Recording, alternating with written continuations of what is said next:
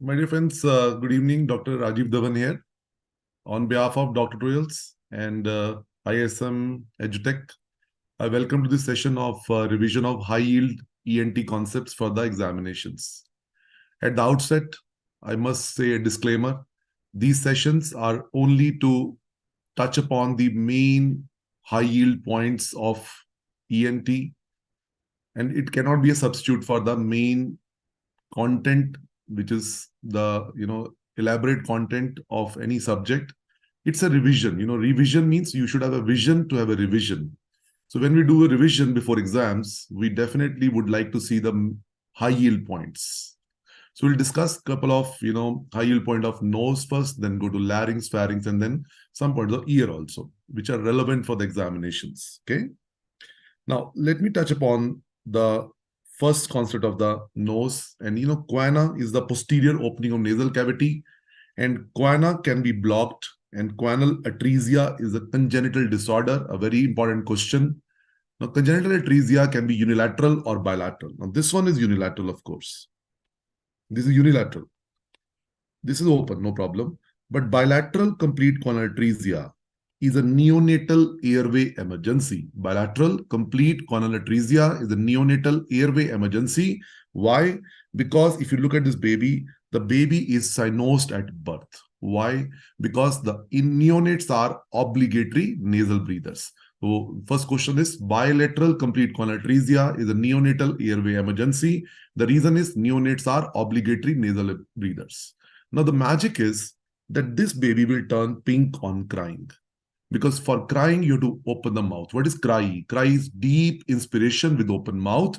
And blue baby turning pink on crying is a typical clue for choanal atresia multiple choice question. Now, my dear friends, in this patient, the pediatrician has to act very fast. Immediately, he has to put a wide bore nipple in child's mouth. And this is, of course, called McGovern's technique. This is called McGovern technique is the next question. So 3 questions of choanal atresia.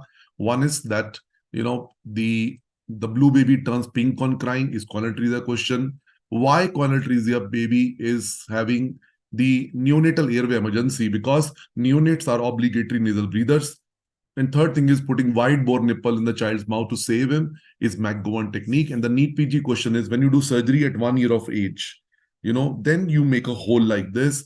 And which drug would you apply on this hole to save it from restenosis? The answer is mitomycin C. This is NEET PG INICT question to keep in mind. Okay. So this can come in FMG also. Which drug you apply after surgery to make the size of the hole adequate is mitomycin C. So mitomycin C is the drug of like local application to maintain the patency of the choanal atresia hole after surgery. Now, my dear friends, there are a lot of questions on sinuses. Now, let me touch upon skull and tell you what all you should know. Now, first of all, look at the skull, and this is your nasal bone. Now, a lot of questions on nasal bone. Nasal bone is very delicate bone. It's the most commonly fractured bone of the face. Now, the patient will come with trauma. How the MCQ will come? Nasal bone fracture, the question comes trauma to the nose, followed by nasal deformity. Trauma to nose, nasal deformity, and crepitus may be there, swelling may be there. Investigation is X-ray nasal bone, right and left lateral view. So there are 2 options in the treatment you have to carefully evaluate. If no swelling is mentioned, then the answer is immediate closed fracture reduction using Walsham forceps. Walsham forceps, okay? But if the swelling is mentioned, then we have to go for the, wait for 7 days to let edema subside and then do the fracture reduction. One more time, nasal bone fracture is the most common fracture bone of the face. And the clinical story is nasal trauma, followed by that, the nasal deformity. If swelling is not mentioned, then immediate close reduction. If swelling is mentioned, then wait for 7 days to let edema subside and then do the fracture reduction. Now, one more question over here. This foramen is called infraorbital foramen. This foramen is infraorbital foramen. And from here, one nerve come out. That nerve is called infraorbital nerve. This nerve is infraorbital nerve. Now, cheek sensation is carried by which nerve? Infraorbital nerve. And this nerve can be damaged in 3 clinical situations, and that can lead to cheek anesthesia. The first situation is maxilla fracture. Second is zygomatic fracture. And third is cancer of the maxillary sinus. Third is cancer of the maxillary sinus over there. Now, my dear friends, there are three situations in which you can get the applied anatomy question of cheek anesthesia. Cheek anesthesia due to injury to infraorbital nerve is seen in three clinical scenarios: maxilla fracture, zygomatic fracture, and carcinoma of the maxillary sinus. Now, the third question, the skull can generate so many questions over there. Fine. Please see. Now, please see over there. Now, please see, if the cricket ball or golf ball or tennis ball hits the eye, cricket ball, tennis ball, or golf ball, rounded heavy objects hits the eye, we'll get which fracture? Blowout fracture of the orbit. Can you comment in the chat box, everybody? Which fracture we get it? Blowout fracture of the orbit. Blowout fracture of the orbit. And the typical sign of that is it's a fracture of the orbital floor. So from the orbital floor fracture, what will happen? The orbital contents will prolapse into the maxillary sinus, and that is called the teardrop sign. Once again, cricket ball, golf ball, or the tennis ball hitting the eye will lead to fracture of the orbital floor, and that's called blowout fracture of the orbit. And this should lead to the the teardrop sign. What is teardrop sign on radiology? This is the orbital content prolapsing into the maxillary sinus over there. Okay, my dear friends, that's okay. Now, the orbital content prolapsing into maxillary sinus, this is called teardrop sign. The teardrop sign. Once again. Now, everybody, next question which can be generated out of skull is that, now please see over there, that this is what, everybody, now what is this structure over there? Now this structure is anybody can tell me what is the structure? In the chat box, can you tell me what is this structure which I pointed with the yellow arrow, yellow circle? Anybody? Can you tell me over there in the chat box? Anyone? Very good.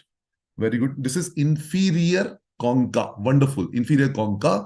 And inferior concha is an independent bone. It is not part of any bone. Middle concha, superior concha are part of which bone? Ethmoid bone.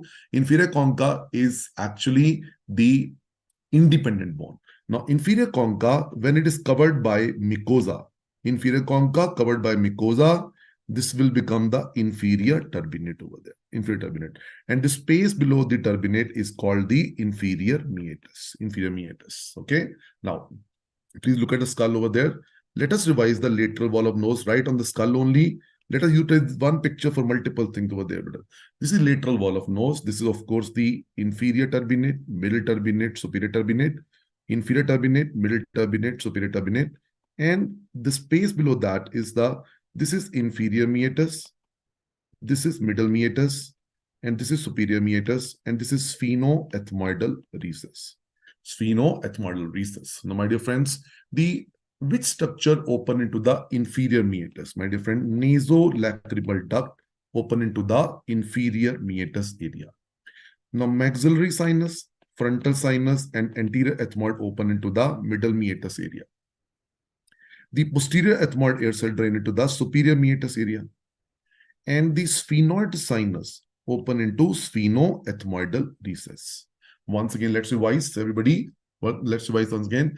Nasolacrimal duct drain into the inferior meatus. Maxillary, frontal, anterior ethmoid open into the middle meatus. Posterior ethmoid air cell open into superior meatus. And sphenoid open into sphenoethmoidal recess. But the DCR surgery opening is made in the middle meatus area.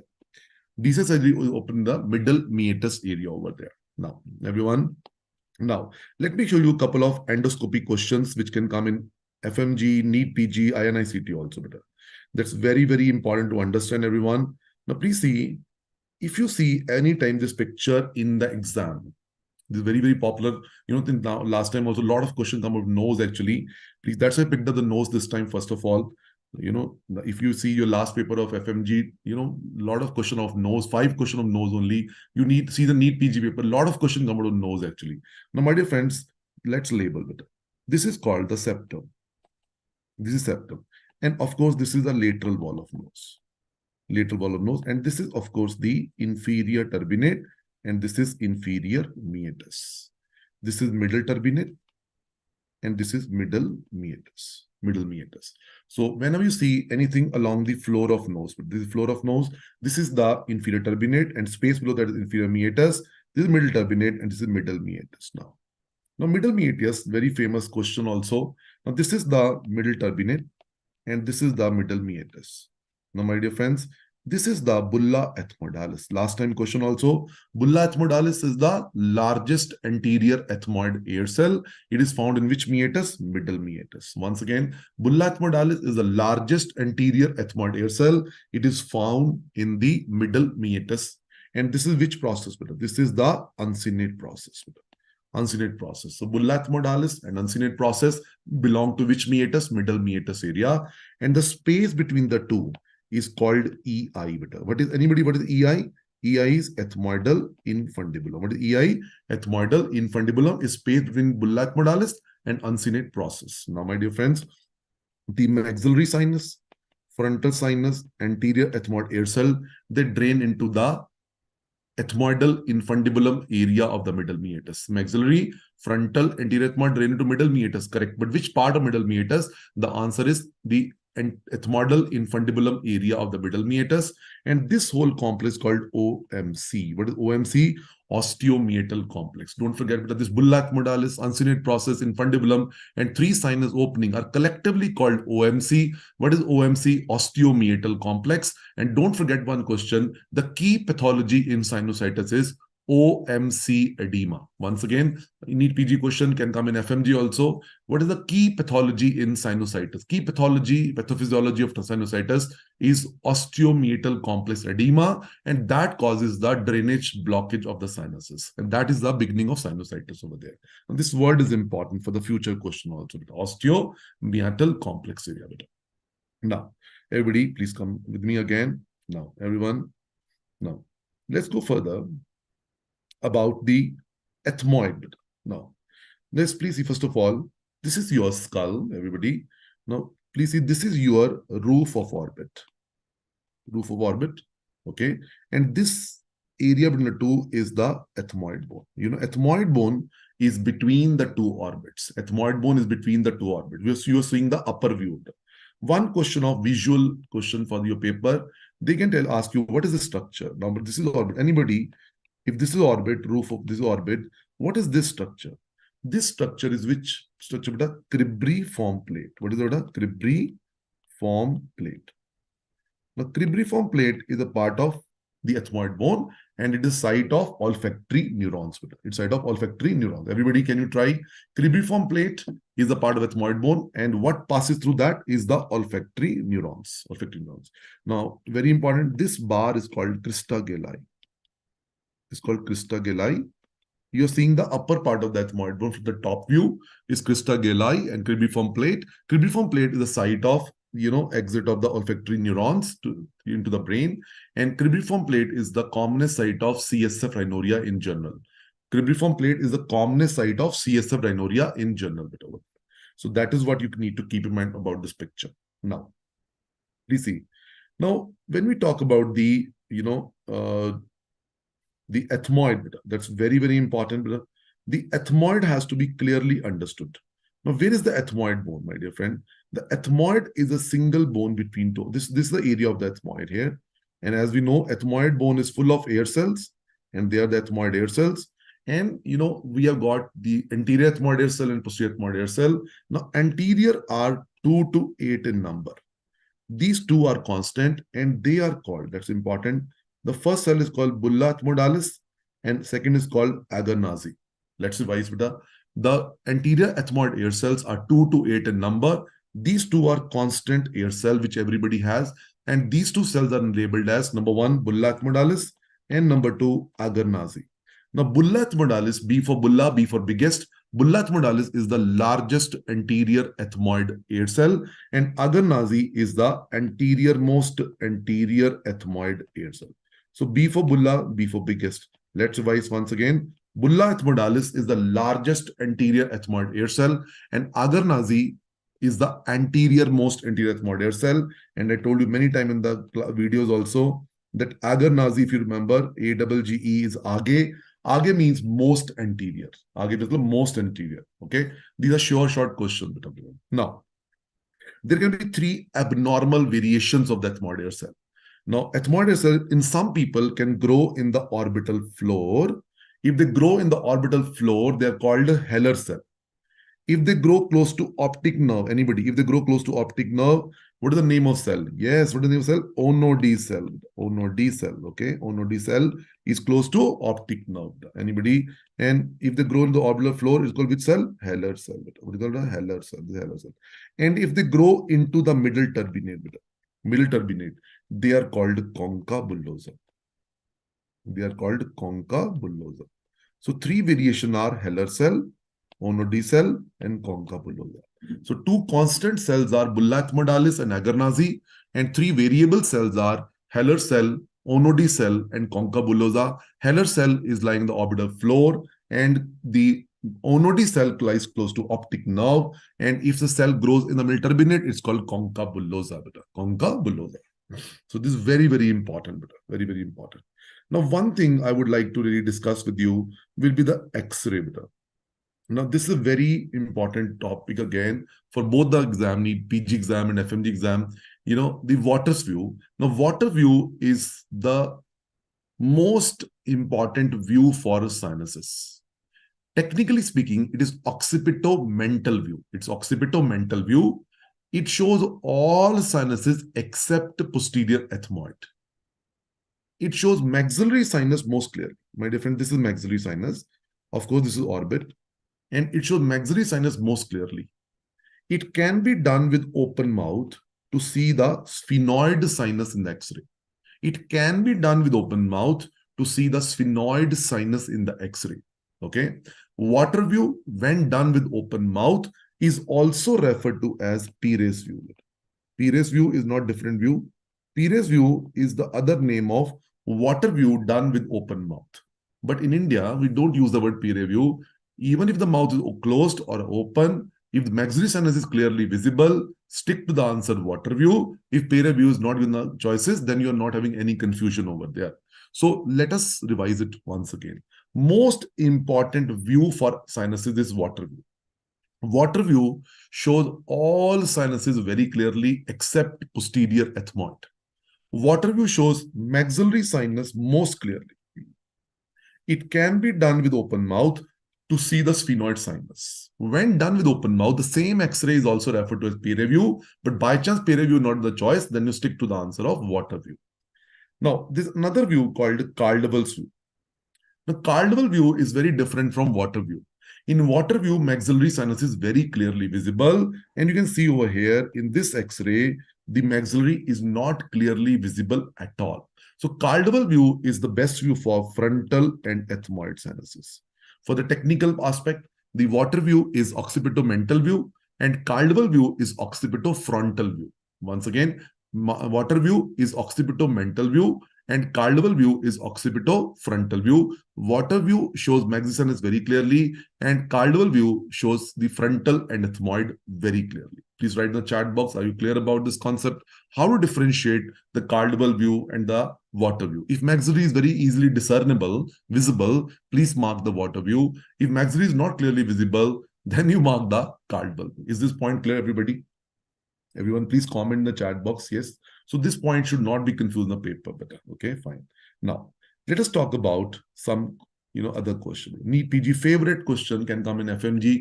What is the most common long-term complication of FES or septoplasty? After any nasal surgery, what is the most common long-term complication? Is nasal synecdoche formation or adhesion formation? Adhesion formation. This is synecdoche or adhesion formation because the raw areas fuse with each other by fibrosis. And which drug can be used to prevent it? The topical application of mitomycin C reduces the synecdoche formation. Topical application of mitomycin C reduces synecdoche formation. Wherever you want to stop the fibrosis, wherever you want to maintain the lumen, you don't want stenosis, you should apply the local application of mitomycin C. Guys, there are 3 NEET PG questions and the future FMG questions in which local application of mitomycin C is done in ENT. Number one is for the management of laryngotracheal stenosis. Where is stenosis there? You do the surgery, you want to maintain it, laryngotracheal stenosis for the prevention of Seneca formation after nasal surgery. And number three, choanal atresia surgery.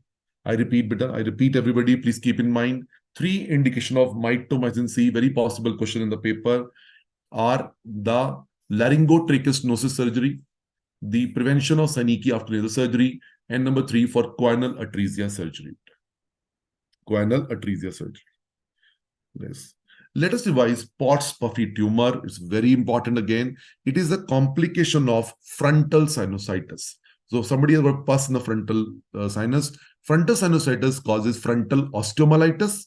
The bone gets infected, and that lead to subperiosteal frontal bone abscess. This subperiosteal frontal bone abscess is called Pott's puffy tumor. So basically, why it is such an important question? Because it's a misnomer. It's not a tumor.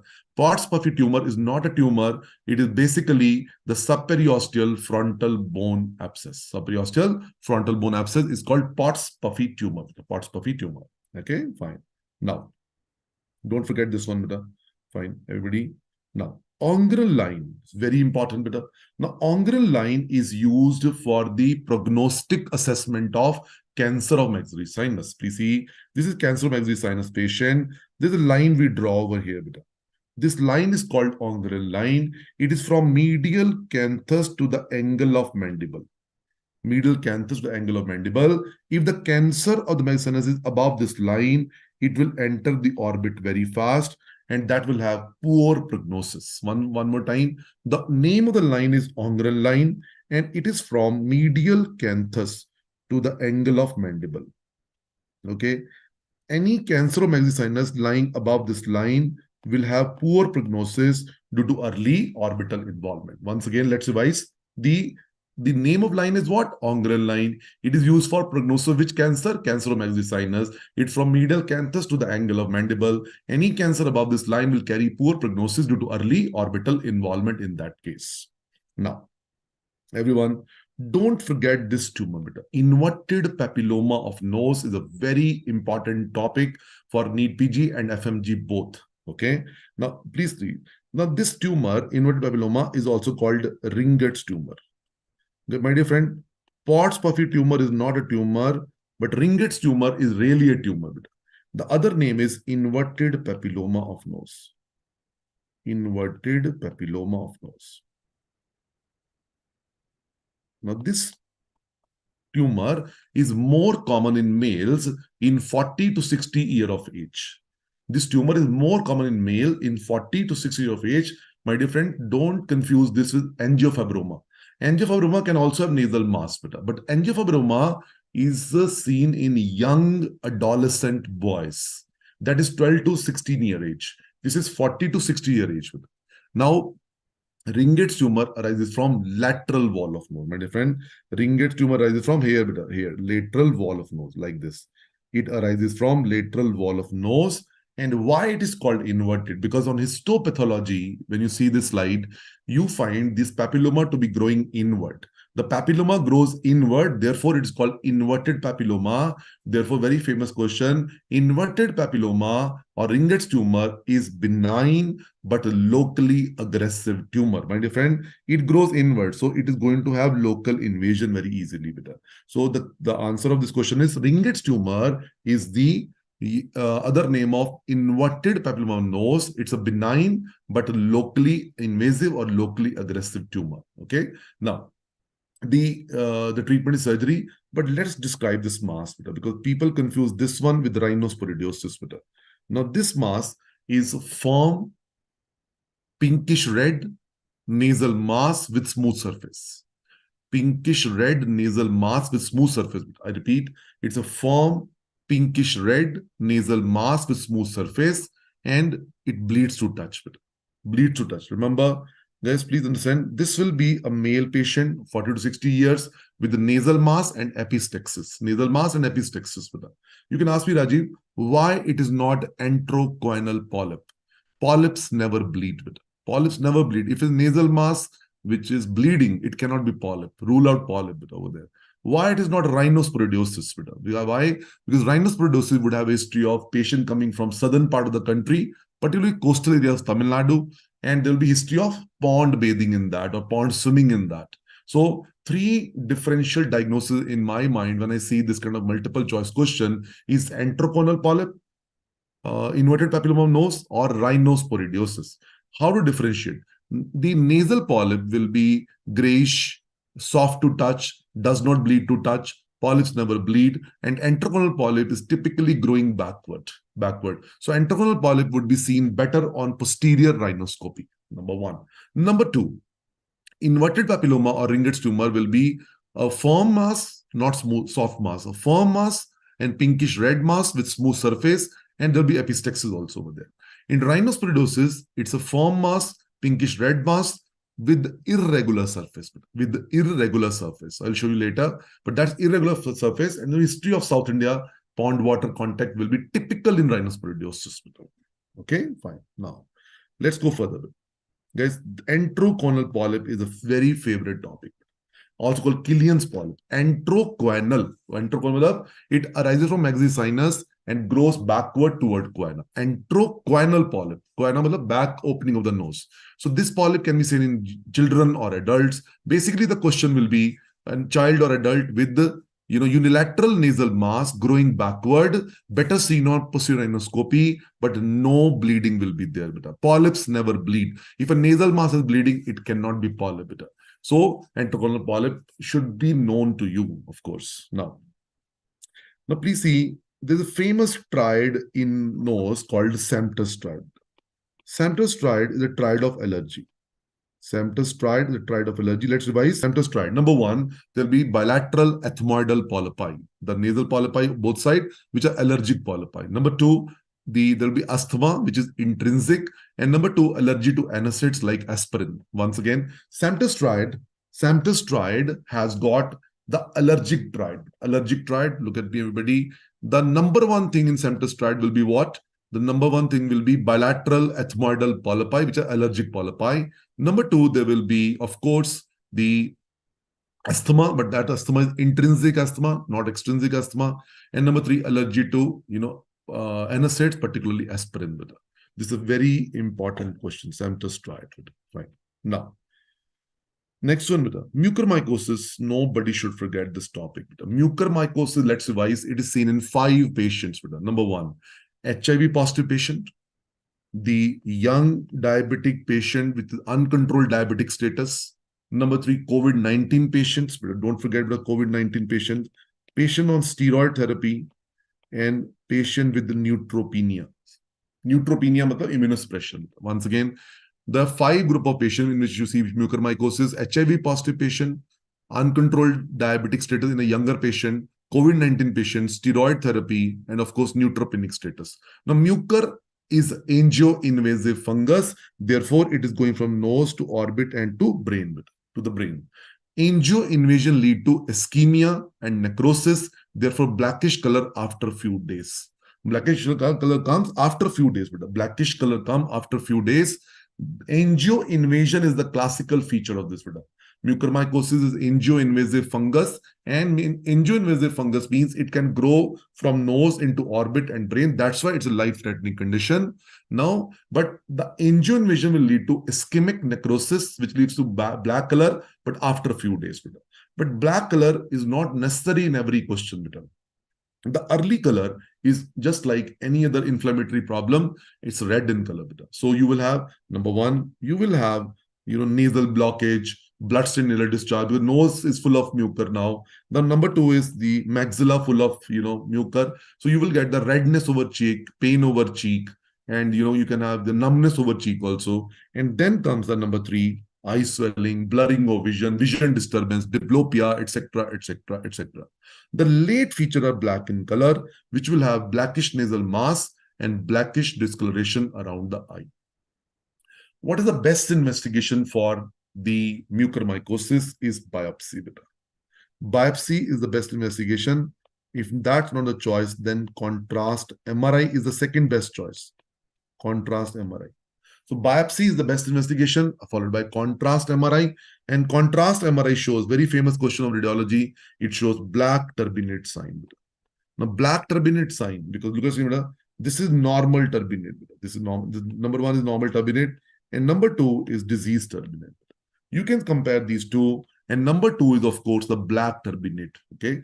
Drug of choice is liposomal M4 tyrosine B. Liposomal M4 tyrosine B is the drug of choice plus debridement also. This topic I would want you to revise with me. Mucormycosis is very likely question. The HIV positive patient, the uncontrolled diabetic patient, younger age, the COVID-19 patient, patient on steroid therapy, neutropenia patient. Mucor is angioinvasive fungus. So from nose, it goes via blood vessel into orbit and brain. The angioinvasion leads to ischemia, necrosis, so blackish color after a few days, but the early color is red. The early color is red, so cheek redness, pain over cheek, numbness over cheek, eye swelling, blurring of vision. Yes, very important. Plus loose upper teeth. Upper teeth are loose. Loose upper teeth. Loose upper teeth are part of basomaxilla, actually. Loose upper teeth, everybody. Now, the late features are the blackish nasal mass, blackish discoloration around the eye, and the best investigation is biopsy. The second best is contrast MRI, and the drug of choice is amphotericin B, liposomal. Okay, liposome. Now, everybody, now let's go further with it. Now, the olfactory neuron pass through cribriform plate. Okay, and you please keep in mind that the anosmia is loss of smell, hyposmia is decreased sense of smell, and don't forget to revise the Kalman syndrome. Now, Kalman syndrome is important from gynae angle also. Kalman syndrome is combination of anosmia with hypogonadism. Kalman syndrome is combination of anosmia with hypogonadism. Anosmia and hypogonadism combined together is called Kalman syndrome. And a patient of anosmia can still sense ammonia. Don't forget the ammonia, because ammonia is not a smell. Ammonia is a sensation, irritation caused by the trigeminal nerve. It's perceived by the trigeminal nerve. The ammonia is perceived through trigeminal nerve. The Kalman syndrome and ammonia perceived through trigeminal. Now, guys, everybody, the nasal septum, septal hematoma is asked very commonly in the paper. Now, guys, trauma to the nose. Now, trauma to nose, some injury happened. Okay. Now, trauma to nose can cause two situations. Now, trauma can cause the bilateral nasal blockage. If trauma lead to bilateral nasal blockage, think of septal hematoma. If trauma lead to nasal deformity, anybody, what will you think of? Chat box, chat box. Anybody chat box? If trauma causes bilateral nasal blockage, I will think about septal hematoma. If trauma leads to nasal deformity, what I will think about it? Anybody? What I will think of? Anybody? If it is nasal deformity is there, then what? Nasal deformity. Then I will think of what? Nasal bone fracture. Yes, nasal bone fracture. Yes, very good. Nasal bone fracture, I'll think of. Nasal bone fracture, I will think of it. Okay, fine. Very good. Very good. And in septal hematoma, the treatment is aspiration or incision and drainage. Treatment is IND or aspiration. Septal hematoma is bilateral. Bilateral. You can see both sides. You should drain it immediately as early as possible. IND or aspiration is the treatment. So let's revise once again. Nasal trauma can generate two questions in the paper. Nasal trauma causing bilateral nasal blockage is septal hematoma. You should treatment is IND or aspiration. And if trauma leads to nasal deformity, think of nasal bone fracture, and that we have discussed all the treatment. Now, guys, septal perforation plus saddle nose is a very important combo being asked in the exams nowadays. Septal perforation with saddle nose. Saddle nose. Now, this can be seen in, tuberculosis, leprosy, lupus, tertiary syphilis, and vaginal granulomatosis. Please, tuberculosis, lupus, leprosy, tertiary syphilis, and vaginal granulomatosis, they can lead to perforation of the septum. Now, very importantly, tuberculosis, lupus, and leprosy cause perforation of cartilaginous part of septum, the front part of septum. The tertiary syphilis cause perforation of bony part of septum. And vaginal granulomatosis cause perforation of both part of septum. Vaginal granulomatosis can cause perforation of both part of septum. This is very important thing. Along with all these things can lead to saddle nose also. Saddle nose. So biopsy would be required for this. Biopsy would be required for this. The biopsy from nose, from the edge of the septal perforation, you take the biopsy. If the biopsy shows caseous necrosis, think about tuberculosis. If the biopsy shows then small cell necrotizing vasculitis, the small vessel vasculitis, so necrotizing, then you think about vaginal granulomatosis. And in vaginal granulomatosis, you also get a test called CNCA. CNCA testing. CNCA testing. CNCA testing. Okay. Okay, CNCA testing. This is very important, must to revise from your notes. Saddle nose deformity with septal perforation. What are the various diseases in which they can be asked? Tuberculosis, leprosy, lupus, tertiary syphilis, and vaginal granulomatosis. And always keep in mind the biopsy finding to be given in the or they can give you CNCA finding in vaginal granulomatosis. Whenever you get a question in the paper, please think about NEET PG, FMGE paper, beta, that there is a patient who has got the nasal deformity with the septal perforation or with epistaxis, with the hemoptysis also given. Epistaxis with hemoptysis, to think about the possibility. Please keep vaginous in your mind. Vaginous is a very important autoimmune disorder. Vaginal granulomatosis, epistaxis, hemoptysis together in a patient. There's some amount of vasculitis which is being asked. Right now, next one. No. Okay, no. Next one, let us talk about the atrophic rhinitis. Nobody should forget atrophic rhinitis, also called ozena. Atrophic rhinitis called ozena, and the name of bacteria is Klebsiella ozene. Klebsiella ozene. Okay, Klebsiella ozene. It's mostly seen in female, and the patient would be having crusting in the nose, bad smell from the nose, but patient has anosmia. This is called, anybody, this is called which anosmia? Merciful anosmia. Very good. This is called merciful anosmia. A female patient or a male patient also. Yes, it's more common in female. Okay, in the exam, don't get stuck up with the few things only, but it is more common in females. Okay, agreed. But it can happen in male also. That's not a problem. It's more female patient generally with the crusting in the nose, with bad smell from the nose, and patient has anosmia. It's called merciful anosmia. Okay, we use the alkaline nasal douching to wash the nose, and that alkaline nasal douching powder contains three agents: sodium bicarbonate, sodium biborate, and sodium chloride. Okay, so alkaline nasal douching powder of atrophic rhinitis contains the sodium bicarbonate, sodium biborate, and sodium chloride. And if you want to do surgery, the most important surgery is the modified Young's operation. Modified Young's operation is the permanent partial closure of both nostrils. My different NEET PG people, FMG people, this can be a visual question also. If anybody is stitching the front end of the nose partially, it's a modified Young operation done for which patient? The patient suffering from atrophic rhinitis. So modified Young operation is the main surgery done for atrophic rhinitis patient. Okay, now rhinostoma or woody nose can be confused with the atrophic rhinitis question. Now, this patient is also having the crusting in the nose, bad smell from the nose, but along with that, this patient will be having hard external nose. Hard external nose. So please see, atrophic rhinitis question plus hard external nose. Hard external nose is equal to rhinostoma. This is also infection by Klebsiella rhinostromatis. The features are very similar to atrophic rhinitis. Only difference is in atrophic rhinitis, there is no outer change in the look of the nose. But in this case, you get the hard external nose, and that is rhinostoma. That is rhinostoma. The biopsy from this patient will show Russell body and Miculus cell. These solid blue cells are Russell bodies, and these large empty vacuolated cell are the Miculus cell. So these are the Russell body. Russell body are the solid blue cell, and these are the Miculus cell.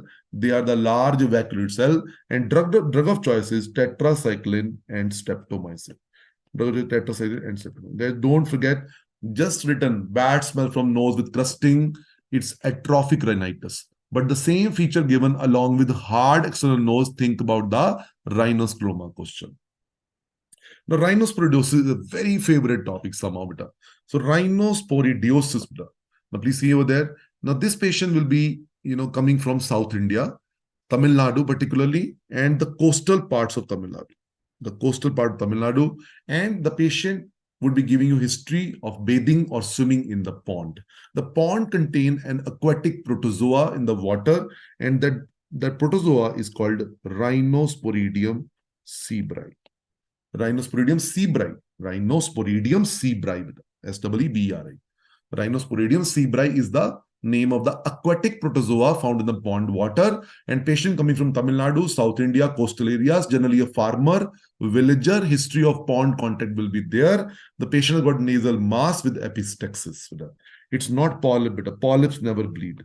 Now let's describe this mass. This mass is like a mulberry or strawberry like nasal mass. Mulberry or strawberry like nasal mass means the mass has got, pinkish red, firm, but not smooth surface. But it has got irregular surface, because the mass has not got smooth surface. The mass got irregular studded surface. We say irregular studded surface with sometimes whitish sporangia visible on it. Okay, fine. So let's revise. The nasal polyp, enterocolal polyp, is just grayish or pale, smooth, does not bleed to touch. Inverted papilloma or ringlet's tumor is having firm reddish mass but smooth surface. The rhinosporidiosis will be a firm reddish mass with irregular studded surface. And rhinosporidiosis would be having history of the pond contact, South India patient and all that. And angiofibroma cannot be this, because angiofibroma will be typically seen in younger adolescent boys only. Okay. Now, after surgery in this patient, we give Dapsone. Dapsone is drug of choice we give after surgery in this patient. Dapsone. Okay. Now, next one. Next one. CSF rhinorrhea. The most common site is traumatic CSF leak, and you see target sign or halo sign or double halo sign. Three target sign, halo sign, or double halo sign is seen in traumatic CSF leak, because traumatic CSF leak is blood mixed CSF. Blood mixed CSF. So traumatic CSF leak is blood mixed CSF. So let one drop of that blood mixed CSF fall on the filter paper, and that will lead to target sign, halo sign, or double halo sign. My dear friends, always be alert in the paper. Do not assume it. Do not assume anything in the paper. ये नहीं कि paper आया, target sign, immediately write, oh, target sign CSF rhinorrhea. No. Target sign is not seen in every CSF rhinorrhea. Target sign is typically seen in traumatic CSF leak, because every CSF leak is not blood mixed with it. Like brain tumors can also CSF leak. That's not having any blood into that. That's clear CSF over there. Okay, fine. In the exam, please don't be in hurry, beta. Don't be in a hurry. To attempt all the choices should be read carefully. Can we make a commitment to each other today? In the upcoming examination, at least we have a commitment to each other, because I am a person who has done a lot of mistakes during my various examinations, which I remember how I corrected them, how they made me, score better with the same knowledge even better.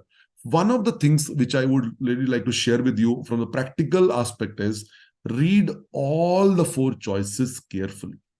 Can we make a commitment to each other? Howsoever simple the question may be, I will read all the 4 statements carefully. Beta. Can we make this? जितना मर्जी simple question हो, हम चारों choice पढ़ के ही answer लगाएंगे बेटा. Can we make that commitment to each other? Think about it. It looks like a simple statement, but actually it has a lot of meaning over there. Why? We want to decrease the silly mistakes. Okay, fine. Now, everyone, please see when we want to find whether it is CSF or not. The most confirmatory test is beta-2 transferrin estimation. Beta-2 transferrin estimation. Beta-2 transferrin estimation is the most confirmatory test. The best radiological investigation is HRCT skull base. HRCT skull base is the best radiological investigation. Okay, fine. And the treatment of choice of CSF rhinorrhea is not urgent surgery. The treatment is conservative treatment with bed rest and antibiotics. It's not that you just send the patient home, will not do anything, but we will not do any active surgery. Let's revise. CSF rhinorrhea, don't forget target sign or halo sign. It is seen in traumatic CSF leak. Don't forget the cribriform plate area being the commonest site of CSF leak in general. And the most confirming test is beta-2 transfer estimation, and best radiological investigation to find the site of leak is HRCT skull base. What is HR? High resolution CT of the skull base. Okay, fine. Treatment of choice is not urgent surgery, it's conservative therapy. Now, in the epistaxis, little area is the commonest area of epistaxis, and the name of the plexus, that area is Kieselberg plexus. It is made by four arteries: sphenopalatine plus greater palatine plus superior labial plus anterior ethmoidal artery. The four arteries which make the Kieselberg plexus of little area is sphenopalatine, greater palatine, superior labial, anterior ethmoidal. But posterior ethmoidal artery is not a part of this plexus. Posterior ethmoidal artery is not a part of this plexus. A very important question. Now, guys, always keep in mind that above the middle turbinate, the area is coming from the ICA through two arteries, anterior ethmoidal and posterior ethmoidal artery, because I remember one bone between the two orbit is ethmoid bone. So above the middle turbinate, the area belongs to ICA via two branches, anterior ethmoidal and posterior ethmoidal. And below that, we have got external carotid artery giving three branches, superior labial, sphenopalatine, and greater palatine. Superior labial, sphenopalatine, and greater palatine, they are branches of external carotid artery. Out of these five arteries, posterior ethmoidal artery is not a part of this Kieselberg plexus, which is the artery of epistaxis. Anybody? Which is the artery of epistaxis is the sphenopalatine artery. The artery of epistaxis is sphenopalatine artery, the commonest culprit. Now, if packings fail to control the bleeding, you did the packing also, anterior packing also, posterior packing also, all fail to control bleeding, then treatment is surgery. ESPAL. ESPAL. Anybody ESPAL? Full form: endoscopic sphenopalatine artery ligation. Endoscopic sphenopalatine artery ligation. If packings fail to control the bleeding, then the next management is ESPAL, endoscopic sphenopalatine artery ligation. Okay, now endoscopic sphenopalatine artery ligation. Wonderful. Now, anybody who has got anything in the mind about nose topic, beta? Anything coming to your mind about the nose which we have not touched? I think we are good enough. We have covered all. Yes, but one thing I would like to show you, the picture of rhinophyma. Potato nose is a visual question. Rhinophyma or potato nose is the hypertrophy of sebaceous glands of the skin of the external nose. Hypertrophy of sebaceous gland of the skin of the external nose is called the rhinophyma. Okay, fine? Okay, fine. Now, foreign body nose, very important question, beta.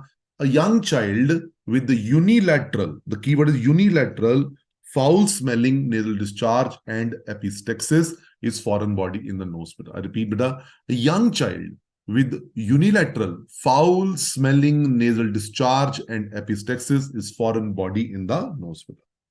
We have discussed corneal atresia, beta. We discussed corneal atresia in the beginning. Right in the beginning, Preetham, we discussed that. Beta. Okay, fine. Okay, very good. Foreign body nose, the keyword is unilateral. Beta. Any child, young child with unilateral foul-smelling nasal discharge and epistaxis is foreign body in the nose. Beta. Okay. Now, anytime you get a disc battery anywhere in esophagus, bronchus, nose, wherever, it's urgent. Beta. It's urgent. Why? Because battery can release alkali. Beta. So, in any disc battery, there should be emergency, urgent treatment of that, removal. Now, which agent is used to kill the maggots? The answer is chloroform. Chloroform. Maggot oil contain what? Chloroform. Maggot oil contain what? These are maggots, beta. Which agent is used to kill it? Chloroform is the essential component of the maggot oil. Very good. And the last thing, but I may request all of you, please do not forget the saddle nose. Do not forget the saddle nose. Very, very important. I told you saddle nose, the septal perforation is very commonly asked thing. Saddle nose, TB, lupus, leprosy, syphilis, tertiary, and vaginal granulomatosis. TB, lupus, leprosy, vaginal granulomatosis, tertiary syphilis, saddle nose, and septal perforation together. Biopsy is diagnostic. What is the name of this test? This test is called Cottel's test. Cottel's test is to check the blockage of nasal valve. Cottel's test is done to check the blockage of nasal valve. Okay, do keep in mind. And always keep in mind, this is star visual question. Came in INICT also. Any ulcer on the nose skin or pinna skin is basal cell carcinoma. Any ulcer on the nose skin or pinna skin is basal cell carcinoma. Basal carcinoma. Everybody, can you tell me, bulla ethmodalis lies in which meatus? All of you, please comment in the chat box. Everyone, please comment in the chat box with it. All of you, please comment in the chat box. Bulla ethmodalis lies in which area, beta? Inferior meatus, middle meatus, superior meatus, or sphenoethmoidal recess? Very good. Very good. Middle meatus, beta. Very good, beta. Fine. Middle meatus. Very good. And DCR surgery is opening in the middle meatus, beta. Middle meatus, beta. Which artery is the most common culprit to bleed in epistaxis, beta? Which artery is the most common culprit to bleed in epistaxis, everybody? Tell me. What is the answer? Sphenopalatine artery. Sphenopalatine artery is the most common cause of bleeding in these patients. Beta. Okay, in these patients. Beta. Okay, fine. Anybody tell me number 3? Everybody, please keep in mind that. Can you tell me, in choanal atresia baby, we put wide bore nipple in child mouth. Beta. Okay, blue baby turns pink on crying. Any baby who has got difficulty in breathing, the turning better on crying is choanal atresia question. We put wide bore nipple in child mouth to save the baby. What's the name of this technique, beta? What's the name of this technique, everybody? What's the name of technique? Very good. It's a McGowan technique. Beta. Very good, beta. This is McGowan technique, beta. McGowan's technique, beta. Anybody? What is the other name of inverted papilloma of nose? Which tumor? Inverted papilloma nose is which tumor, beta? Ringett's tumor. It's a Ringett's tumor, beta. Inverted papilloma is Ringett's tumor. It's a benign tumor, malignant tumor, or benign and locally aggressive tumor. Anybody? Ringett's tumor, inverted papilloma is a benign tumor or a malignant tumor, or intermediate category, benign and locally invasive tumor. Can you tell me, everybody? Anybody will try, beta? Is Ringett's tumor is benign tumor or malignant tumor or benign plus locally aggressive tumor? Very good, beta. Benign plus locally aggressive tumor. Okay, to find benign and locally aggressive tumor. Wonderful, beta. Wonderful. And the last thing of the nose, I would like to say, don't forget, beta, Cotterell's test is done to check the blockage nasal valve. Anytime they keep a finger on the cheek, lifting upward, is Cotterell's test, beta. The design of external noses. You see, nasal bone, the external nose is made by 4 paired structures. Number 1, nasal bones. Number 2, upper lateral cartilage. Number 3, lower lateral cartilage. And number 4 is lesser alar cartilage. So let's revise, beta. The external nose is made by 4 paired structures. Number 1, nasal bones. Number 2, upper lateral cartilages. Number 3, lower lateral cartilages. And number 4, lesser alar cartilages. Means upper 1/3 is bone and lower 2/3 is cartilage. Upper 1/3 bone, lower 2/3 is cartilaginous over there. Am I clear to find? Okay. Chalo. Can we go to the pharynx now, beta? Everybody, please comment. Can we go to the pharynx now? Please let me know any question you have in the mind, beta. Anybody? Can we go to pharynx? Any doubt in your mind, beta? Okay. Perfect. Let's revise main points of pharynx, beta. Wonderful, beta. Okay. Now, pharynx, beta. Pharynx. Very important topic, beta. Pharynx. Let's not forget, beta, KD. What is KD? Killian dehiscence. Now, Killian dehiscence is a weakness in the pharynx from where which part form, beta? Zenker diverticulum. Zenker diverticulum, also called pharyngeal pouch. It formed in the Killian dehiscence. This is Killian dehiscence, beta, weakness.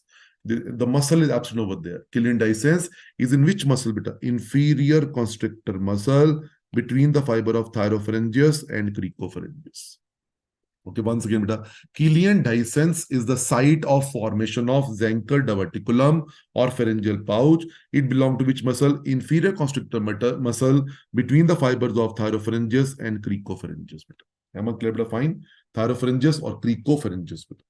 Okay, fine. Wonderful, beta. Okay, now first question, this one. Now, second one is, please see, the most common site of impaction of foreign body in digestive tract is cricopharyngeal sphincter at the level of C6. most common site of impaction of foreign body in digestive tract is cricopharyngeal sphincter at the level of C6 vertebra. Now, my dear friend, C6 is a very important vertebra. At C6, larynx converts to trachea. Larynx finishes, trachea start, beta. If you remember, larynx level is C3 to C6, beta. And number two, at C3, at C6, what happened? Pharynx become esophagus, beta. Pharynx become esophagus. Esophagus. So C6 is a transitioning vertebra. At C6 larynx ends, trachea start. At C6 pharynx and esophagus start. Okay, esophagus start. Now this is your coin in the foreign body question. Very famous question. I'm sure you would have seen it. Please see if you remember in the app also we discussed three videos. But guys, the three videos are three F rule is in the video. 3F rule. 3F rule. 3F rule, guys, in the doc tutorial app, we have got separate videos for the NEET PG, INSCT, and separate video for the FMG. So NEET PG, INSCT one section, and FMG is one section. Okay, fine. Please keep in mind, please never use the FMG content for NEET PG. Okay, with that, NEET PG will have certain areas where you will be having, definitely more question crowding at a higher level for sure. 3F rule is if full coin is visible on front X-ray, then coin is in food pipe. Full coin, front X-ray, food pipe is the answer. Okay, and in lateral view, you see the edge of the coin. And the patient will be having dysphagia in this case, but not dyspnea. Patient will not be having dyspnea in this case, but dysphagia. Okay, dysphagia. Okay, and treatment is esophagoscopy and removal. I repeat, beta. The doubt is the coin in trachea or coin in esophagus, beta? If the full coin is visible on the front X-ray, then the coin is in food pipe. Full front food pipe. Full coin, front X-ray, food pipe is the answer. 3F rule. Okay. Now, very simple, beta. Just think like this one. O for esophagus also. If you want to make it even simple, can you see circle, beta? Circle O for esophagus, beta. Of course, lateral view will show the edge of the coin. Only treatment is esophagoscopy and removal. Now, please see, beta. If the coin is in trachea, how will it look like, beta? If the front view, the AP view shows the edge of the coin, edge of the coin, then the coin is in trachea, and the lateral view will show the full coin, the reverse of the esophagus. The full view is visible on the lateral view. The front view shows the edge of the coin, edge of the coin. Okay, fine. And this is an urgent situation. It's an airway emergency. The esophageal foreign body is only dysphagia patient. Patient is not dying. This is a dying patient. Airway emergency. The treatment is urgent bronchoscopy and removal. The treatment is urgent bronchoscopy and removal. Urgent bronchoscopy and removal. How to remember? Easy way. Can you see a single line over there? If you remember a horizontal white line over that, this becomes T, and T will remind me of trachea. Okay, fine. Remember, O for esophagus. O for esophagus. And if you remember, if you just imagine a vertical, the horizontal, white line on that is trachea. It's an urgent, situation. Urgent bronchoscopy is required. You can ask me, Rajiv, then where do we use the Heimlich maneuver? Remember, Heimlich maneuver, we press the epigastrium to push the foreign body out. Anybody? Why we are not writing Heimlich maneuver in any one of them? Heimlich maneuver, please note down, Heimlich maneuver is for laryngeal foreign body. Heimlich maneuver is for laryngeal foreign body, not for esophagus foreign body, not for tracheal foreign body, not for bronchial foreign body. The Heimlich maneuver. The Heimlich maneuver is for the laryngeal foreign body. Heimlich maneuver is for the laryngeal foreign body. The question will be choking while eating. Unable to breathe while eating. Choking while eating. Don't mark Heimlich. Don't mark Heimlich. Don't mark Heimlich for esophagus foreign body, bronchial foreign body, tracheal foreign body. Heimlich maneuver is for esophageal foreign body. The MCQ will be choking while eating in the patient. Bronchial foreign body. Let's finish that also. Bronchial foreign body will be in an otherwise normal child. Suddenly there is a cough and breathlessness. I'm repeating. The putting the mouth in the mouth foreign body after a dysphagia happening. Child is unable to eat. It's esophageal foreign body. Then if the front edge front X-ray shows a vertical line with the edge of the coin. It's a tracheal foreign body, bronchoscopy urgently required, airway emergency. Choking while eating is laryngeal foreign body, hemorrhage maneuver will be required. And if the MCQ says child was normal otherwise while playing, suddenly patient started having cough and breathlessness, this is due to bronchial foreign body. Cough indicate the bronchial irritation of the bronchial foreign body.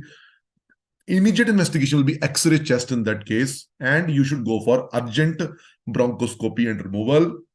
And my different bronchial foreign body are more common right as compared to left. Beta. Okay, fine. Now, is this clear, beta? Every foreign body is clear, everybody. Laryngeal hemorrhage, esophageal dysphagia story, esophagoscopy, beta. Trachea, edge of the coin and front X-ray, urgent bronchoscopy. Sudden cough, breathlessness in an otherwise normal child, bronchial foreign body, X-ray chest, right more than left, urgent bronchoscopy. Everybody, please comment in the chat box because this is very popular question in NEET PG, INICT, FMGE exam. Okay. I hope nobody will make a mistake now in these kind of questions. Now, disk battery will have double edge. INICT question also. Can you see disk battery have double edges? It's not a coin. Coin will have single edge. This is a disk battery, double edge coin. Double edge. Okay, fine. Double edge. Very good. Very good. Perfect. Pharynx were three-part: nasopharynx, oropharynx, laryngopharynx. Behind the nose, nasopharynx, oropharynx, laryngopharynx. Now this is laryngopharynx. Now this is three-part. Three parts are piriform sinus right, piriform sinus left, post-cricoid area, and this is called posterior pharyngeal wall. My dear friend, this is the laryngopharynx. Laryngopharynx. This is piriform sinus right, piriform sinus left, post-cricoid area, and posterior pharyngeal wall. If you ever get a question like that, if you get an arrow on the side of the larynx, this is piriform sinus, also called piriform fossa.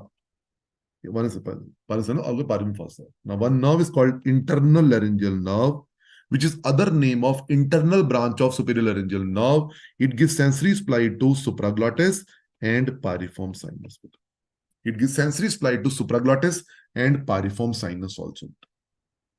Am I clear? Fine. So internal laryngeal nerve prevents aspiration. This was the NEET PG question, very possible in FMG paper also. This nerve prevents aspiration. It does not allow aspiration. Internal laryngeal nerve is other name of internal branch of superior laryngeal nerve.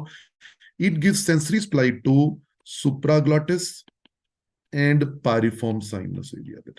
Okay, fine. This is the main nerve to prevent aspiration. Aspiration. Fine. Okay. Fine. This is important. Now please see. Can you see the question, beta? Whenever you see an arrow on the side of the larynx, what is the answer of this question? Anybody? A, B, C, D, beta? Write in the chat box. What is the answer of this question, everyone? Please see. Piriform sinus, piriform. Very good. Piriform sinus, also called piriform fossa. One is same. Piriform fossa is one same thing. Okay, fine. Okay, very good, beta. Very good. Anybody? Can you tell me what the answer of this question, beta? Please look at. This is your exam question, beta. NEET PG, FMG both. Please see. Please see. Can you see what is the? Can you see an X-ray of the babe child given over there? Where lies this X-ray? Where lies? This is in the esophagus, beta. Because the front would have shown the full edge on the lateral view is esophageal foreign body, beta. Okay, beta. Fine. Now nasopharynx, beta. Adenoid is very important. Don't forget adenoid hypertrophy, beta. This is normal adenoid, no problem. This is normal adenoid, no problem. Lot of space for air to go. This is adenoid hypertrophy. No air can go inside. And this baby will be having a typical look called adenoid face. Adenoid face, the clue is open mouth. When we see an open mouth baby or mouth breathing baby, it's an adenoid question. And number two, please see crowding of teeth. Crowding of teeth. When I see this kind of thing, the adenoid is in your mind. Open mouth with the crowding of teeth, dentition problem, and along with that, ear will have a conductive hearing loss due to glue ear, because adenoid hypertrophy will lead to glue ear. This is a very combined question, beta. So treatment is adenoidectomy with grommet insertion, beta. G for glue, G for grommet. Don't write only adenoidectomy. Two problem, two surgery. The biggest mistake people are doing, they think mouth breathing is written over there. They write adenoidectomy. If you read the question carefully, in the mouth breathing child with the hearing loss, the diagnosis is adenoid hypertrophy with the glue ear also, beta. So treatment will be two surgery. Number one, adenodectomy, and number two will be myringotomy and grommet insertion. G for glue, G for grommet. Grommet insertion. Now, what is the position of patient during surgery? Is called Rose position, beta. Same position is used for tonsillectomy also, and Rose position is about the extensive extension of the neck, beta. Okay, it's about neck extension, but don't do over extension of the neck because that can lead to very serious complication of atlantoaxial subluxation, C1, C2 subluxation, and that is called Gristle syndrome. That is called Gristle syndrome. So Rose position is used for surgery of adenoid and tonsil, but over neck extension can lead to a serious complication called the Gristle syndrome, which is atlantoaxial subluxation or C1, C2 subluxation. Now, for adenodectomy, the most conventional method of surgery is curettage. You take a curette and you remove the adenoid, curettage, and what you do in the curettage, you remove the adenoids completely, but it's a blind surgery. It's a blind surgery. If you go to the Dr. Tutorials main app, if you are preparing for the next year, if you see that app, we have put the videos also over there to make you understand these procedures in a more easy manner. How do we do blind curating over there?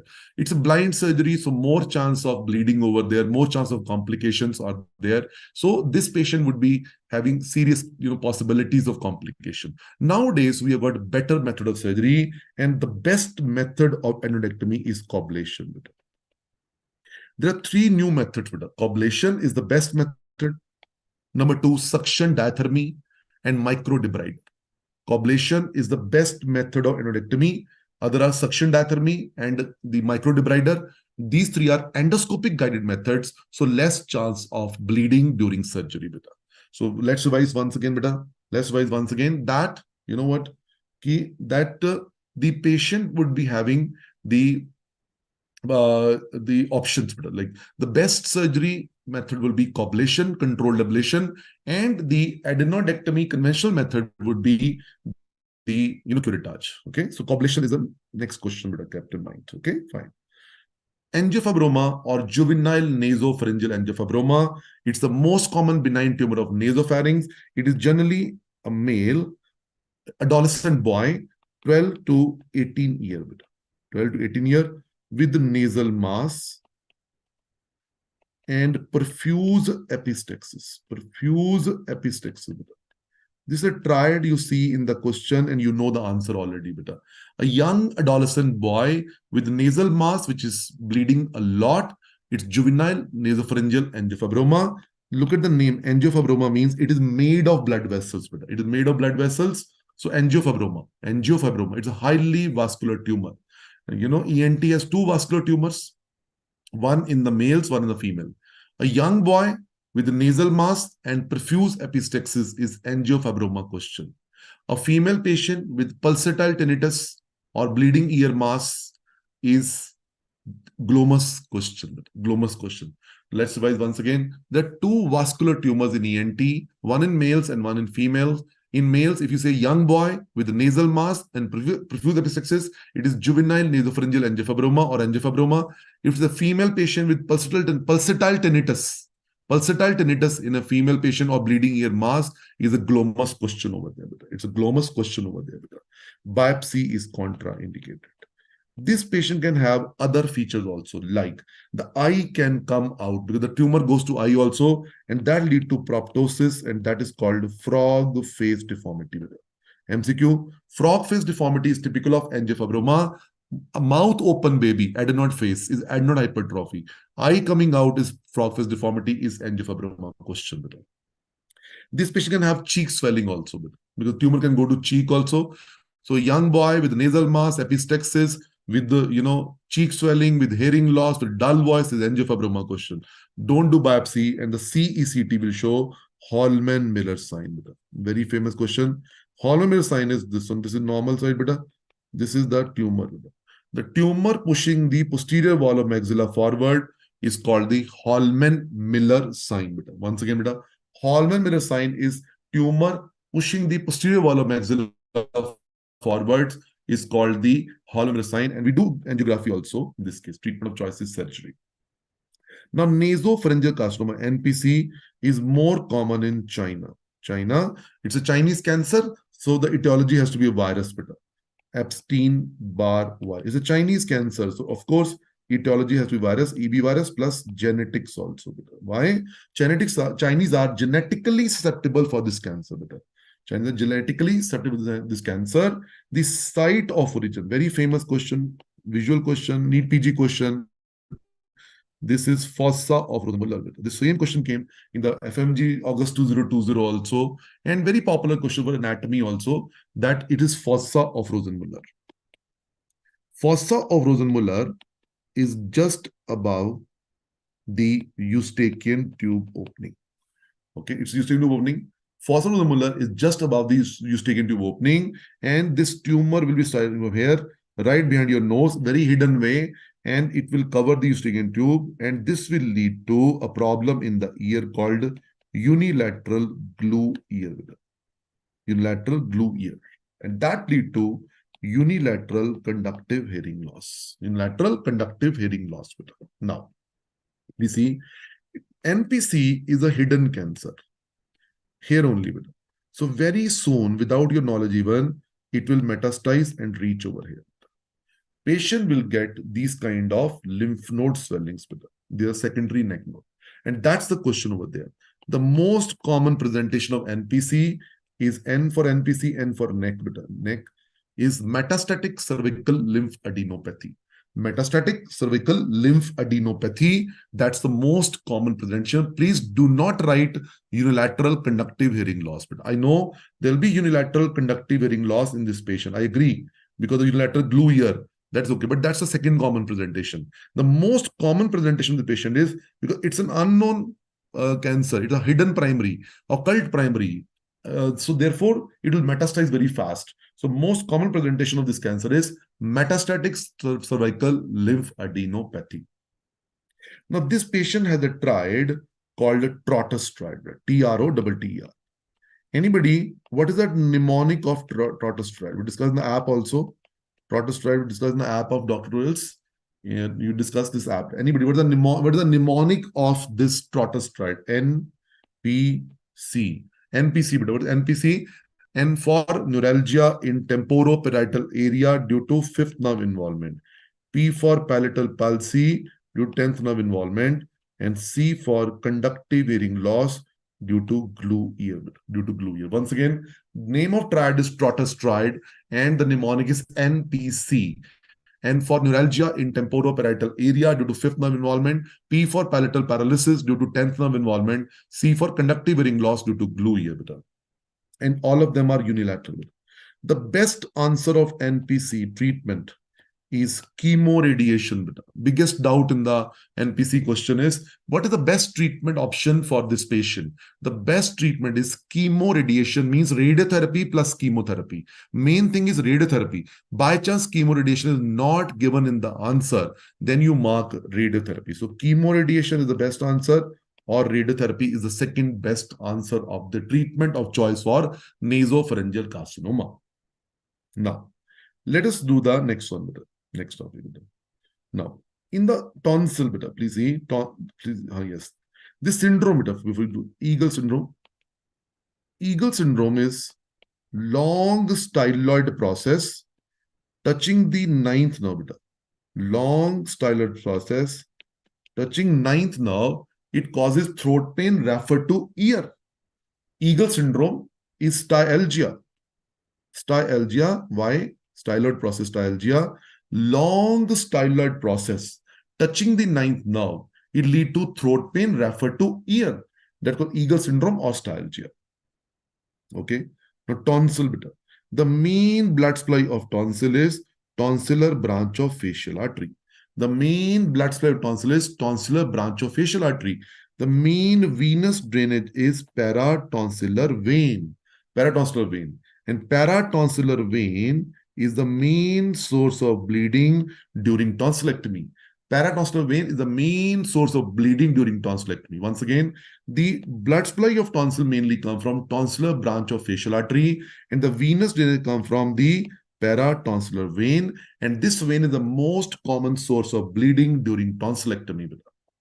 Now, the tonsillectomy we do through this method. A lot of bleeding is there, but this method is called dissection and snare method. But the conventional method of endodectomy is not a good method. That curettage, blind method. It's a very good tonsillectomy. This method is very good method. The method is called dissection and snare method. Snare means wire.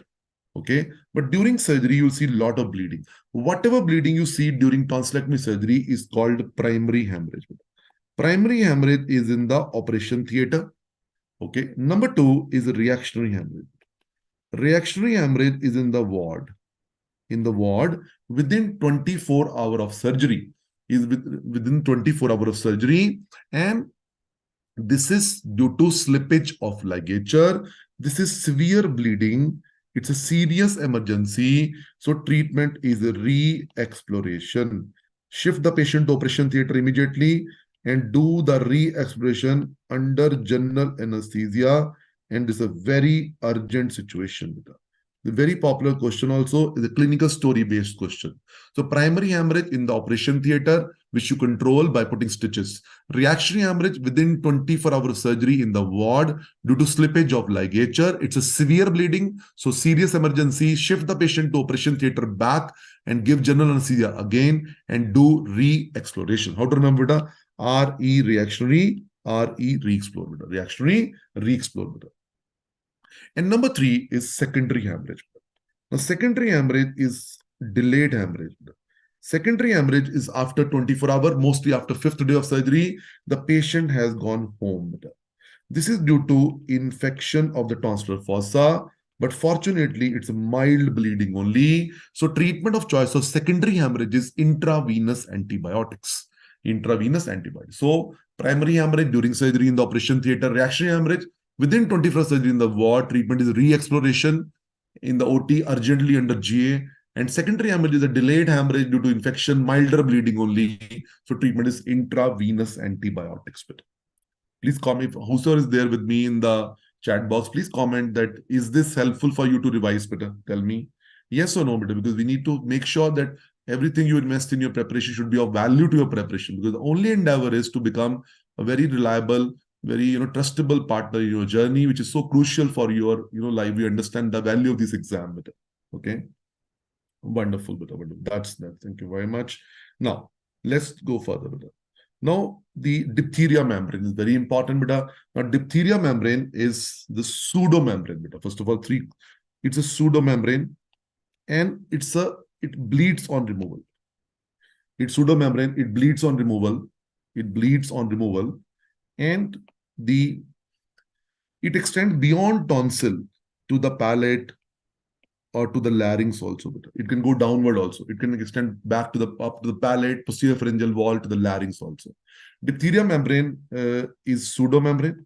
It bleeds on removal and it extends beyond tonsil. It's generally a child who is very sick and febrile. And don't forget the word bull neck. Bull neck is bilateral cervical lymphadenopathy in a patient of the diphtheria. Bull neck is a bilateral cervical lymphadenopathy in a patient of the diphtheria. Okay, bache, fine. Now, next one. Okay, perfect. Okay, great. Now, let's go a bit further. Guys, as far as this picture of membrane on tonsil is concerned, most common causes, of course, the acute membranous tonsillitis, then infectious mononucleosis, of course, diphtheria, but don't forget Vincent angina. Vincent, T for tonsil. Vincent angina, T for tonsil. Vincent angina. Okay. Vincent will T for tonsil. Any whitish membrane on the tonsil, membranous tonsillitis, you can think of the diphtheria, you can think of infectious mononucleosis, and don't forget Vincent angina, T for tonsil. Okay, fine. And diphtheria membrane is pseudomembrane, bleeds on removal, extend beyond tonsil, and bull neck, of course, keep in mind over there. And now, one question, if you have a laryngeal diphtheria patient, laryngeal diphtheria patient, will you like to intubate or will you like to do tracheostomy? Anybody? Okay, anybody fine? Will you like to intubate or will you like to do tracheostomy in this patient? If you have a laryngeal diphtheria patient, would you like to do tracheostomy or intubation? Of course, laryngeal diphtheria patient would need tracheostomy. Tracheostomy, very good. Now, quinsy is very important question. Quinsy means collection of pus over here between tonsil and its bed. It's a peritonsillar abscess.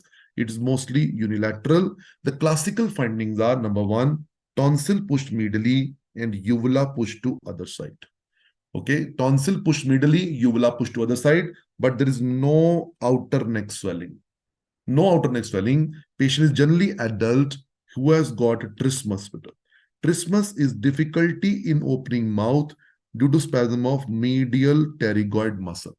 Due to spasm of medial pterygoid muscle. Number two, hot potato or plummy voice. Hot potato or plummy voice or muffled voice. You know, can you see it? I'm unable to open mouth and I got a laddu like swelling in my throat. I try to speak like this. Hot potato voice, hot potato voice or plummy voice or the muffled voice, dysphagia, throat pain, etc. Okay, fine. Okay, wonderful. So trismus is due to spasm of medial pterygoid muscle. In trismus, there is no outer neck swelling. In trismus, there is no outer neck swelling. But if you get similar in quinsy, there is no outer neck swelling. If you get similar picture as of quinsy, NEET PG question, if you get similar picture internally, uvula pushed to the side, tonsil pushed medially, same trismus is given with a same hot potato voice is given. Along with that, they give you an outer neck swelling close to angle of mandible or close to sternocleidomastoid muscle. Then the answer will change to parapharyngeal abscess. Parapharyngeal abscess. My dear friend, please remember, now quinsy-like question, same plus outer neck swelling is equal to parapharyngeal abscess. If you remember, we said that atrophic rhinitis-like question, crusting, bad smell, plus hard external nose is equal to rhinostroma. Similarly, quinsy-like question, trismus, hot potato voice, along with that outer neck swelling close to angle of mandible, then the answer will shift to parapharyngeal abscess. Don't confuse quinsy with Quincke disease, beta. Quincke disease is angioneurotic edema of the uvula. Angioneurotic edema of the uvula. Quincke's disease over there. Now, regarding the Ludwig's angina, beta, please see. Ludwig's angina, please see over there. If you have got, this is mandible and this is the teeth and there are caries of the molar or premolar and infection comes to this side. So anytime you get a question, dental infection causing chin swelling with trismus. Dental infection causing chin swelling with trismus is a question of Ludwig's angina, not Vincent angina. Vincent was tonsillar problem. Okay, Ludwig angina is going to be dental infection causing chin swelling with trismus is Ludwig's angina over there. Okay, fine. Ludwig's angina. Okay. My dear friend, if Ludwig angina is so bad, it start giving you the respiratory difficulty also. Okay. And then what would you do? Will you intubate this patient or will you do tracheostomy of this patient? Think like a doctor. Will you intubate this patient or tracheostomize this patient? Okay, of course, tracheostomy, very good at tracheostomy. Okay, fine. So in this case, we do the tracheostomy, then we give a cut over here to drain the fluid. And for NEET PG, remember, it is a cellulitis mainly. There is no frank abscess. It is cellulitis, tissue fluid edema only. It's cellulitis mainly. Okay, fine. Okay, cellulitis, only tissue interstitial fluid is coming, not frank pus over there. Now, few question of visual nature. But Foddy spots are, we know these are the dermatology question. These are ectopic sebaceous gland in the buccal mucosa. Ectopic sebaceous gland are in the buccal mucosa called Foddy spot. Foddy spot. Any smoker or tobacco chewer or betel nut, supari chewer. Betel nut is also carcinogenic. Betel nut is also carcinogenic, my dear friend. Anytime you see a whitish patch on the palate like that, this is oral submucous fibrosis. This patient will have trismus, difficulty in opening mouth because there's a lot of fibrosis in the mouth. He has been a tobacco chewer or a betel nut chewer, but the whitish patch on the palate is called OSMF. What is OSMF? Oral submucous fibrosis. Okay. Now, leukoplakia. white patch on the tongue. Leukoplakia, white patch over there on the tongue of the buccal mucosa. Again, a smoker or a tobacco chewer. Leukoplakia. And red patch is, of course, erythroplakia. Erythroplakia. Okay. So leukoplakia, erythroplakia over there. Erythroplakia is the red patch over there. What is the most common head and neck cancer in India? Oral cavity cancer. What is the most common oral cavity cancer in India? Buccal mucosa. Outer buccal mucosa, gingivo-buccal sulcus. Once again, the most common head and neck cancer in India is oral cavity cancer due to chewing of tobacco and pan masala, etc. And the most common site of oral cavity cancer in India is buccal mucosa. And out of buccal mucosa, the most common site is gingivo-buccal sulcus. Gingivo-buccal sulcus. Gingivo-buccal sulcus. Guys, don't forget ranula, beta. Ranula is very important. A bluish swelling in the floor of the mouth. Very, very important thing, beta. Ranula, it is the mucus extravasation cyst of sublingual gland. Beta. Ranula is very important. It is the mucus extravasation cyst of sublingual gland. Sublingual gland. Okay, fine. It presents as a bluish translucent swelling in the floor of the mouth. And the treatment of this patient is, the best treatment will be excision of the swelling with sublingual gland also, along with sublingual gland also. If bigger ranula is there, then you could do the marsupialization also. Ranula can be so big that it can appear in the neck also, and that's called plunging ranula. That's called plunging ranula. So it's an important picture to be kept in mind. Okay, fine? Okay, fine. Ranula. Anything in your mind about pharynx? We discussed the angiofibroma, nasopharyngeal carcinoma, quinsy versus parapharyngeal abscess, Ludwig angina, diphtheria things, coin stories, foreign bodies. We have discussed, the main thing about adenoid hypertrophy, the best method of adenectomy, coblation. We discussed adenoid plus glue here is a very important thing to be kept in mind with it. Okay, fine. Good. Now, next one.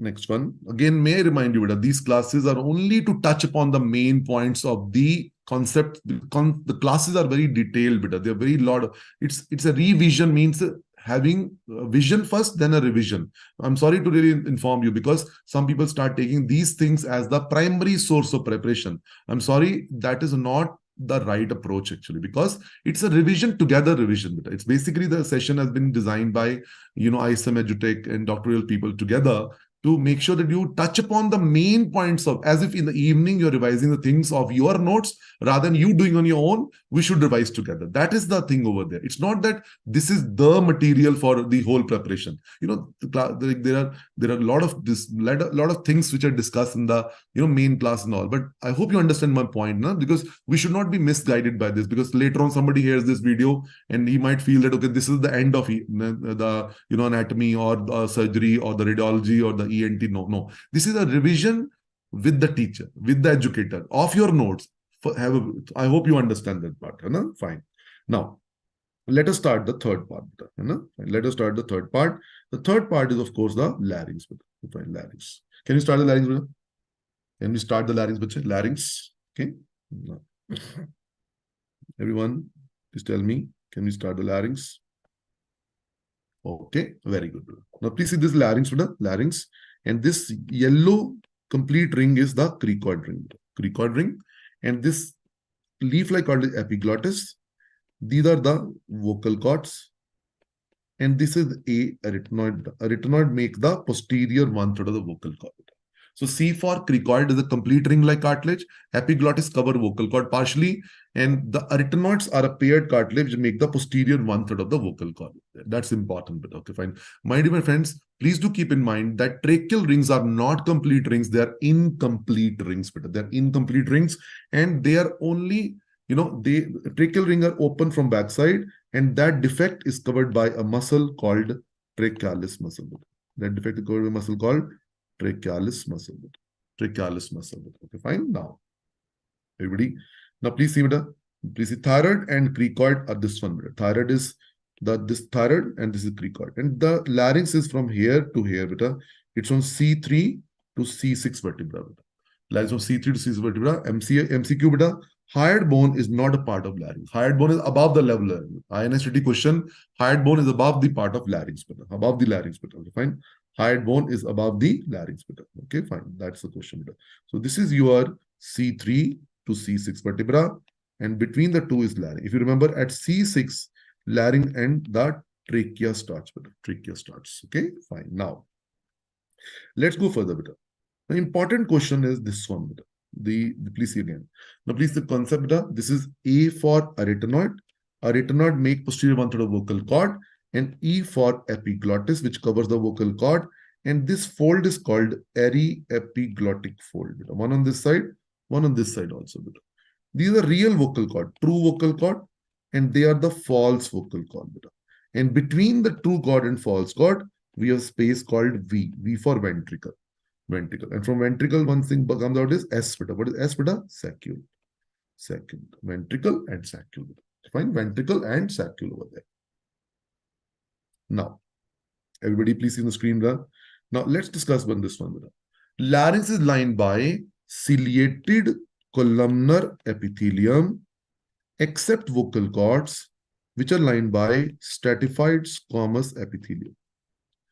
Okay. Larynx is pink in color. It's lined by ciliated columnar epithelium. The vocal cord are white in color. They're different color, means they're lined by stratified squamous epithelium. Stratified squamous, some people say pseudo-stratified also, some books write like that. The stratified squamous, they say, is a better answer. Now, the stratified squamous epithelium can shed off in smokers. In smokers, due to nicotine, this rate of shedding of vocal cord epithelium is faster, and they suffer from a disease called keratosis larynx. Can you see over there? Can you see whitish keratin on vocal cord? It's a disease seen in smoker. So the chief complaint will be smoker with hoarse voice. Smoker with hoarse voice is the classical picture of this patient. Smoker with hoarse voice. Okay. Okay, fine.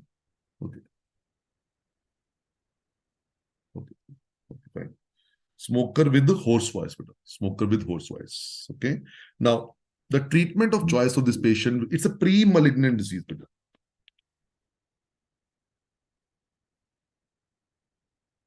It's a pre-malignant disease. Treatment is surgery. The treatment is surgery. In this surgery, what we do is we just remove the vocal cord mucosa. That is called stripping of vocal cord mucosa. The treatment of choice is stripping of vocal cord mucosa. Okay, stripping of vocal cord mucosa. You just do a surgery to remove the mucosa completely. And of course, quit smoking also. Quit smoking. Don't change the brand from Gold Flake to Marlboro Light. Don't change the brand only, because it's a pre-malignant condition, and this can surely lead to cancer also. Okay, but fine. Okay, fine. No. Okay, fine. So this is because you can't take a risk now by changing the brand of the cigarette. Actually, it's already a warning over there. Quit smoking completely. And the other treatment is CO2 laser cordectomy. CO2 laser cordectomy. Carbon laser cordectomy. Okay. Now, let's revise 5 MCQs of voice.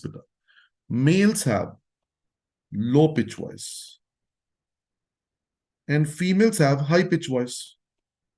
Female voice is high pitch, very sharp, very clear voice. Males have low pitch voice, female have high pitch voice.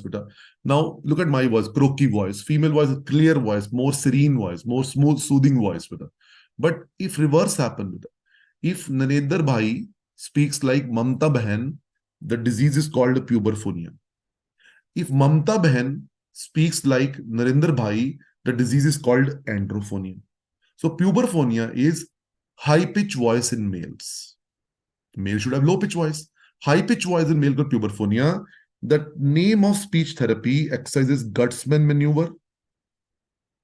What is the name of speech therapy exercise for puberphonia? Gutsman maneuver plus psychotherapy also. If Gutsman maneuver fails for 6 months, you've tried, it doesn't work, then surgery is called type 3 thoroplasty. Type 3 thoroplasty is surgical shortening or loosening of the vocal cord. Surgical shortening or loosening of the vocal cord. Surgical shortening or loosening of vocal cord. Okay. What is androphonia? The androphonia is what? The low pitch voice in a female. Female should have a high pitch voice. No? Low pitch voice in a female. Okay. The treatment of the androphonia is surgery called type 4 thoroplasty. It is surgery. It is the surgical lengthening or tightening of vocal cord. That's why puberphonia is high pitch voice in adult male. The treatment of choice of puberphonia is speech therapy. The name of exercise for speech therapy is Gutsman maneuver for 6 months. If that fails, then we do which surgery for puberphonia? Type 3 thoroplasty, that is surgical shortening or loosening of vocal cord. Androphonia means the low pitch voice in a female, and the name of surgery is the type 4 thoroplasty, which is surgical lengthening or tightening of the vocal cord. Okay, now, as I told you, this is the FVC is false vocal cord, TVC is true vocal cord, and ventricle is space between false cord and true cord, and saccule is a small mucosal outpouching from ventricle. Now, if saccule become bigger in size, it is a disease called laryngocele. What is laryngocele? Very important. Laryngocele is a disease. Laryngocele is abnormally dilated saccule. Okay. Now, this is seen in trumpet blower. Any other instrument also which is wind based, trumpet blower or the bagpiper blower or saxophone blower, any wind instrument in which you push the wind with high pressure over there. That can make your saccule bigger in size. What will happen? The saccule will be bigger in size. It will actually come out, and that's called laryngocele. It's abnormally dilated saccule. Okay. Now this is which membrane? Thyroid membrane. This is hyoid and this is thyroid. This membrane is called thyroid membrane. So this is what laryngocele. Laryngocele pierces thyroid membrane to come out. It's air-filled swelling. When you press it from outside, the air leak sound is heard, and that is called Bryce's sign. That is called which sign? Bryce's sign. So Bryce's sign, not Boyce's sign, but if you remember surgery question, Boyce's sign, B-O-Y. Boyce's sign was in Zenker diverticulum, that gurgling sound after food. Boyce's is Zenker diverticulum. Bryce's ENT question, beta. Bryce's sign, laryngocele, the sound of air leak heard when laryngocele is pressed, beta. X-ray is always done with Valsalva in this patient. This is Valsalva. When you do X-ray with Valsalva, the swelling is very nicely visible. This is the laryngocele swelling, air-filled, and treatment is surgery. So trumpet blower with neck swelling and Bryce's sign, and which membrane it pierces out? The name of membrane is thyroid membrane. It's hyoid, and this of course thyroid. Okay, fine. Well, now this is vocal cord. Vocal cord. Now let's do Rinke edema. Very famous question. Rinke edema. Now guys, please see Rinke space is the subepithelial loose connective tissue layer in the vocal cord. Now, this is your mucosa of the vocal cord. And below that, we have got the loose tissue below that. This loose tissue, white color, is called Rinke edema. Edema of this space is called Rinke edema, and the most common cause is smoking. Smoking is the most common cause. This is bilateral. Bilateral and diffuse swelling of vocal cord. Bilateral diffuse swelling of the vocal cord. Bilateral diffuse swelling of the vocal cord. Okay, fine. Now, the chief complaint will be dysphonia. Dysphonia. It's not diplophonia, because one of the, I think, books or app has written diplophonia. No, it's dysphonia. It's like basically wrong kind of voice. But dysphonia, general word means hoarse voice. मेरी आवाज खराब है, मेरा गला बैठा हुआ है, मेरी आवाज ठीक नहीं है. Dysphonia. Treatment of choice is surgery. The surgery is called stripping of vocal cord mucosa. Stripping word has come in two places, keratosis larynx and Rinke edema, and both are due to smoking. Keratosis larynx, Rinke edema, both are due to smoking, and both are need stripping. So S for smoking, S for stripping. This story come in two places, Rinke edema and keratosis larynx. Okay, fine. Vocal nodule is very important again. Also called singer's nodule, teacher's nodule, screamer nodule. I repeat, the vocal nodule, very important topic. Singer nodule, screamer nodule, teacher nodule. And it's due to vocal abuse. Speaking too much like me, vocal abuse. It's also abuse. Okay, fine. But I love this abuse. Why? Because of this abuse, we can revise together. So some abuses are better also. That's okay. No problem. I'm okay with that. So number 2 cause is LPR. LPR, laryngopharyngeal reflux. Laryngopharyngeal reflux. Laryngopharyngeal reflux, matlab gastroesophageal, the acid coming in the throat is LPR. So it is bilateral. This is bilateral. The site is junction of anterior 1/3 and posterior 2/3. It's bilateral swelling. The site is junction of anterior 1/3 and posterior 2/3 over there. And treatment of choice is voice rest. Voice rest or speech therapy. The best answer is speech therapy. Speech therapy, sometimes they say voice rest. Speech therapy is better answer than voice rest. But of course, along with that, the best would be plus proton pump inhibitor, because acidity, the reflux of acid also contributes to the formation of nodule. So the best answer to this question will be speech therapy along with proton pump inhibitor. That is going to be the best thing for this patient. Okay, fine. Now vocal nodule. Okay. Now, what is the answer to this question with anybody? What is the answer to this question?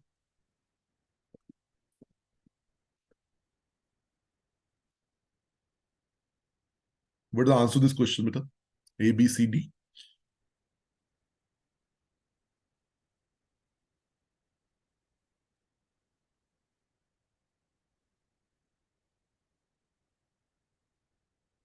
Perfect. Very good. The voice rest. The voice rest is the best answer, beta.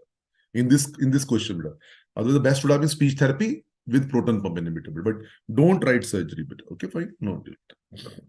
Vocal polyp is bigger, beta. Vocal polyp is bigger. You remove surgery, beta. Vocal nodule is asked, beta, in the paper. Polyp is bigger, single-sided. Okay, fine.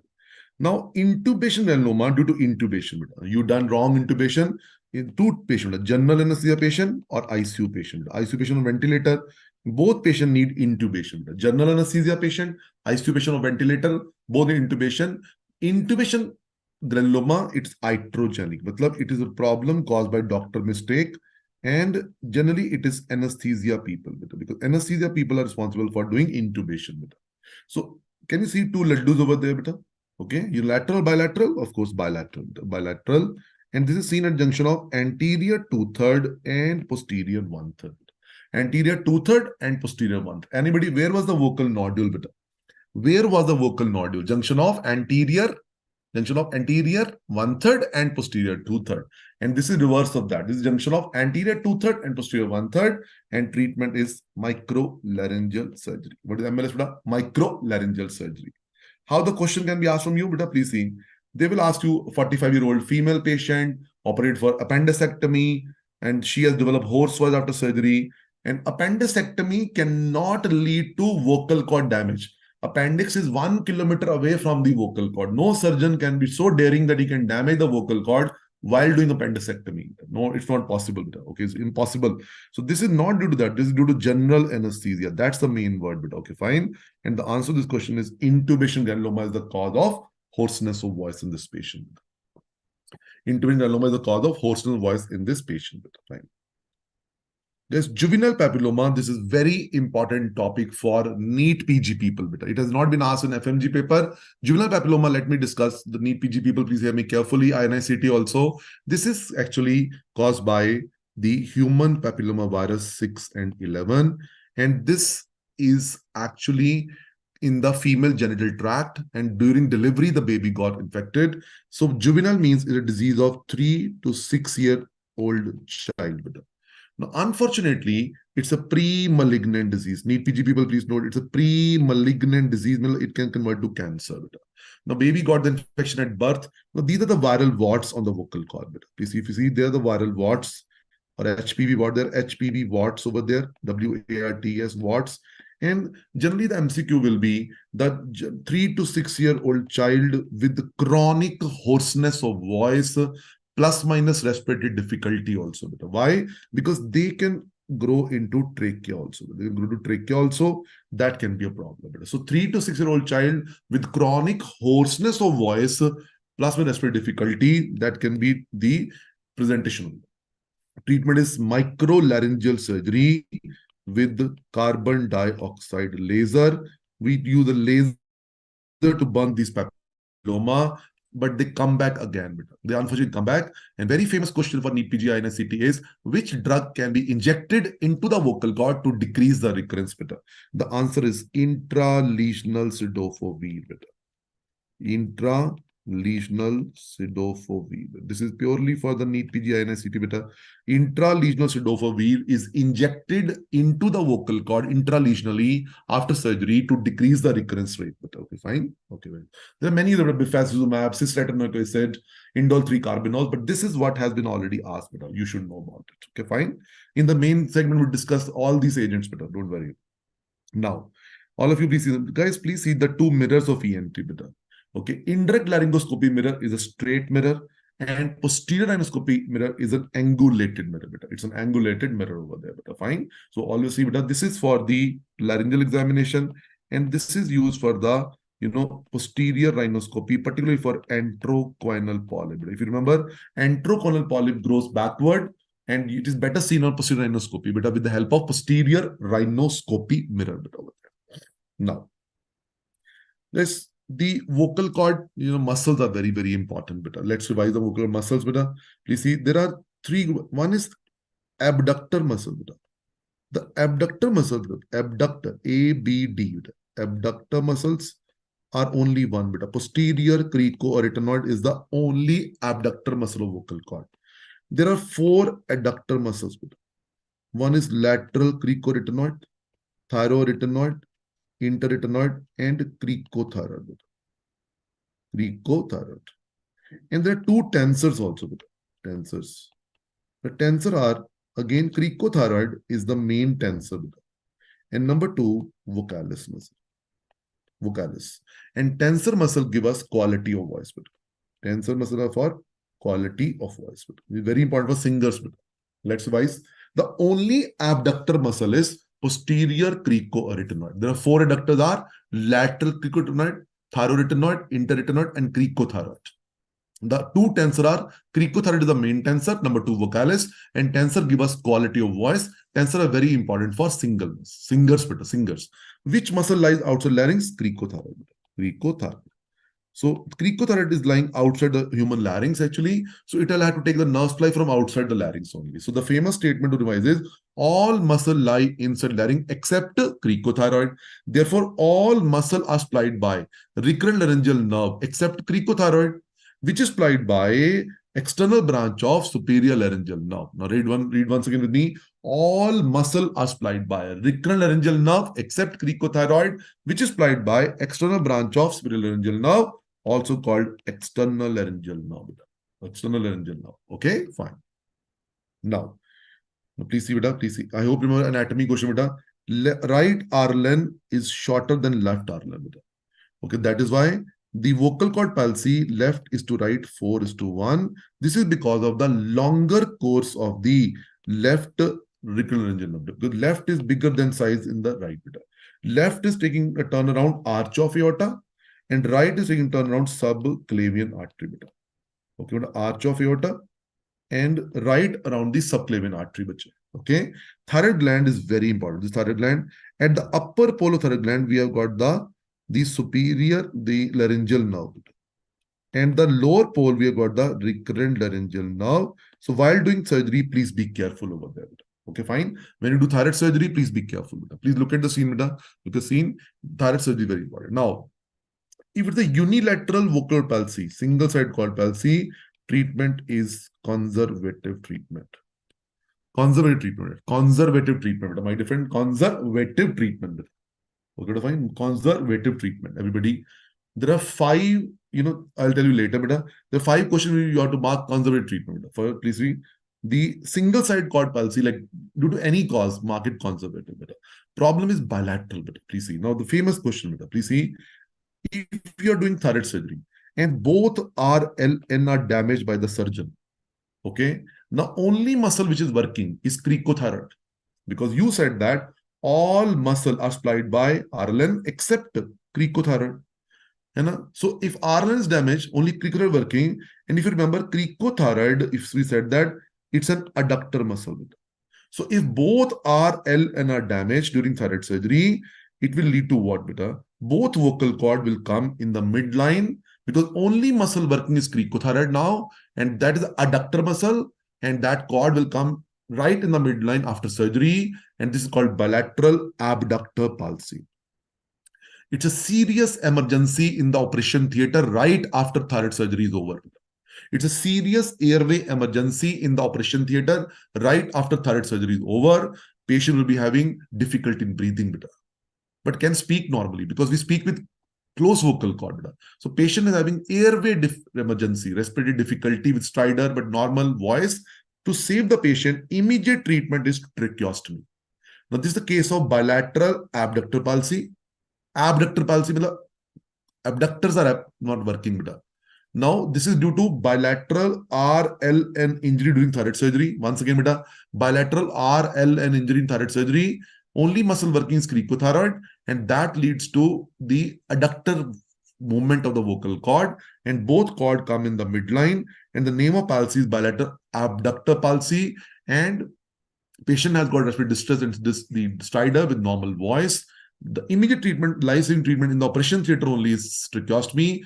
Now you wait for 6 months for any recovery. If no recovery happens, then you do the definitive treatment of surgery called type 2 thyroplasty or lateralization of vocal cord. Please give it there. You pull the one vocal cord laterally. Lateralization of the vocal cord. Okay, fine. Fine. This is the bilateral abductor paralysis. Okay, fine. Bilateral abductor paralysis. Now, by chance, please see. If SLN is injured, if SLN is injured, okay, please see, guys, please see, this is actually branches of vagus nerve. Vagus gives two branches, RLN, SLN. SLN gives two branches, ILN, ELN. You're going to find ILN, ELN. Now, please see, free. Okay, now, if SLN is injured, then what will happen? Which muscle will be not working? Again, please see, again, please see. Please see over there. All muscle are supplied by RLN except cricothyroid, which is supplied by external branch of spinolaryngeal nerve. Now, please see over there. If SLN is injured, cricothyroid muscle will be gone. And this is the main tensor of vocal cord. If you look at this table, this is the main tensor of the vocal cord is cricothyroid. And tensor gives us quality of voice. So if SLN is injured, patient will be having poor quality of voice. May I say, if SLN is injured, which muscle is gone? Cricothyroid is gone. Cricothyroid is the main tensor. Tensor gives us quality of voice. So chief complaint will be poor quality of voice. And the examination will show bowed down vocal cord. Look at my hand, tensor is not there, hand will be bowed down, bowed down vocal cord, bowed down vocal cord. And of course, aspiration also. Why? Because one of the branch of SLN is ILN, and ILN is the main nerve to prevent aspiration. If you remember, supraglottis and paraphysian is supplied by internal laryngeal nerve, and this will be the supply of cricothyroid. And so there will be aspiration also because internal laryngeal nerve is also branch of superior laryngeal nerve. Okay, everybody clear, fine. Fine. Can we revise one more time, If RLN is damaged, it's very serious, If both RLN are damaged, it will lead to bilateral abductor palsy, which is an airway emergency that need tracheostomy. After 6 months, it need the type 2 thyroplasty or lateralization of vocal cord. If SLN is damaged, the cricothyroid is gone. That is main tensor. Therefore, there will be poor quality of voice. And the examination will bow down vocal cord and with some aspiration also because ILN is also branch of SLN only. Is it clear, fine? Okay, fine. Everybody, let us revise the thyroplasties, Thyroplasty, if you remember, this is a class also. 1 is MAD, 2 is LAB. 1 is MAD. Why MAD, M for medialization, AD for adductor palsy. MAD. 2 is LAB. L for lateralization, AB for abductor palsy. MAD lab. People who come first in the class are mad people. People who come first in the class are mad people. We feel that. If I'm not a topper in my MBBS days, so I can say that we used to feel like that. People who come first in the class, they are पढ़ के पागल हुए हैं ना बोलते थे ना हम लोग याद है we feel always like that कि बहुत पढ़ते भाई पढ़ के पागल हो रखे. One is MAD. How to remember MAD मतलब medialization done for adductor palsy. 2 is LAB, lateralization done for abductor palsy. 3 is shortening, loosening done for puberphonia. 4 lengthening, tightening done for androphonia. Lengthening, tightening done for androphonia. This is very, very, very important thing. Okay, fine. Keep in mind, Keep in mind type 1, type 2, type 3, type 4. Let's revise once again, beta. Type 1 is medialization done for abductor palsy. Type 2, lateralization done for adductor palsy. Type 3, shortening, loosening done for puberphonia. And type 4, lengthening, tightening done for androphonia over there. This is 8 MCQs in front of you. But revise that. Revise that for sure. Beta. Fine. I hope this makes sense. Okay, everybody. Now, next one, beta. Next one.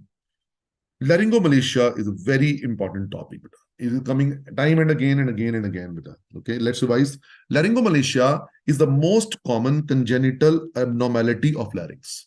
It is most common cause of neonatal stridor. It is weakness of supraglottis since birth.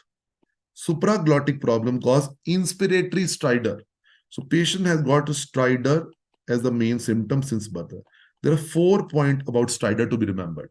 Number 1, stridor is since birth. Number 2, stridor is inspiratory in nature. Okay. Stridor increases after crying and suckling of milk. And stridor decreases in the prone position. Okay, but fine. Once again, the main problem is laryngomalacia it's a congenital weakness of supraglottis, and the chief complaint is stridor, and stridor is since birth. It is inspiratory stridor. It increases on crying and suckling of milk. It decreases in the prone position. But the most important thing is cry is normal because vocal cords are normal. Cry is normal because vocal cords are normal. This child has no hypoxia. When you do endoscopy of this baby, you see omega-shaped epiglottis, but the folded epiglottis. The epiglottis is folded. It's a weakness of supraglottis. The epiglottis is weak, epiglottis, folded epiglottis, and treatment of choice of this patient is conservative treatment.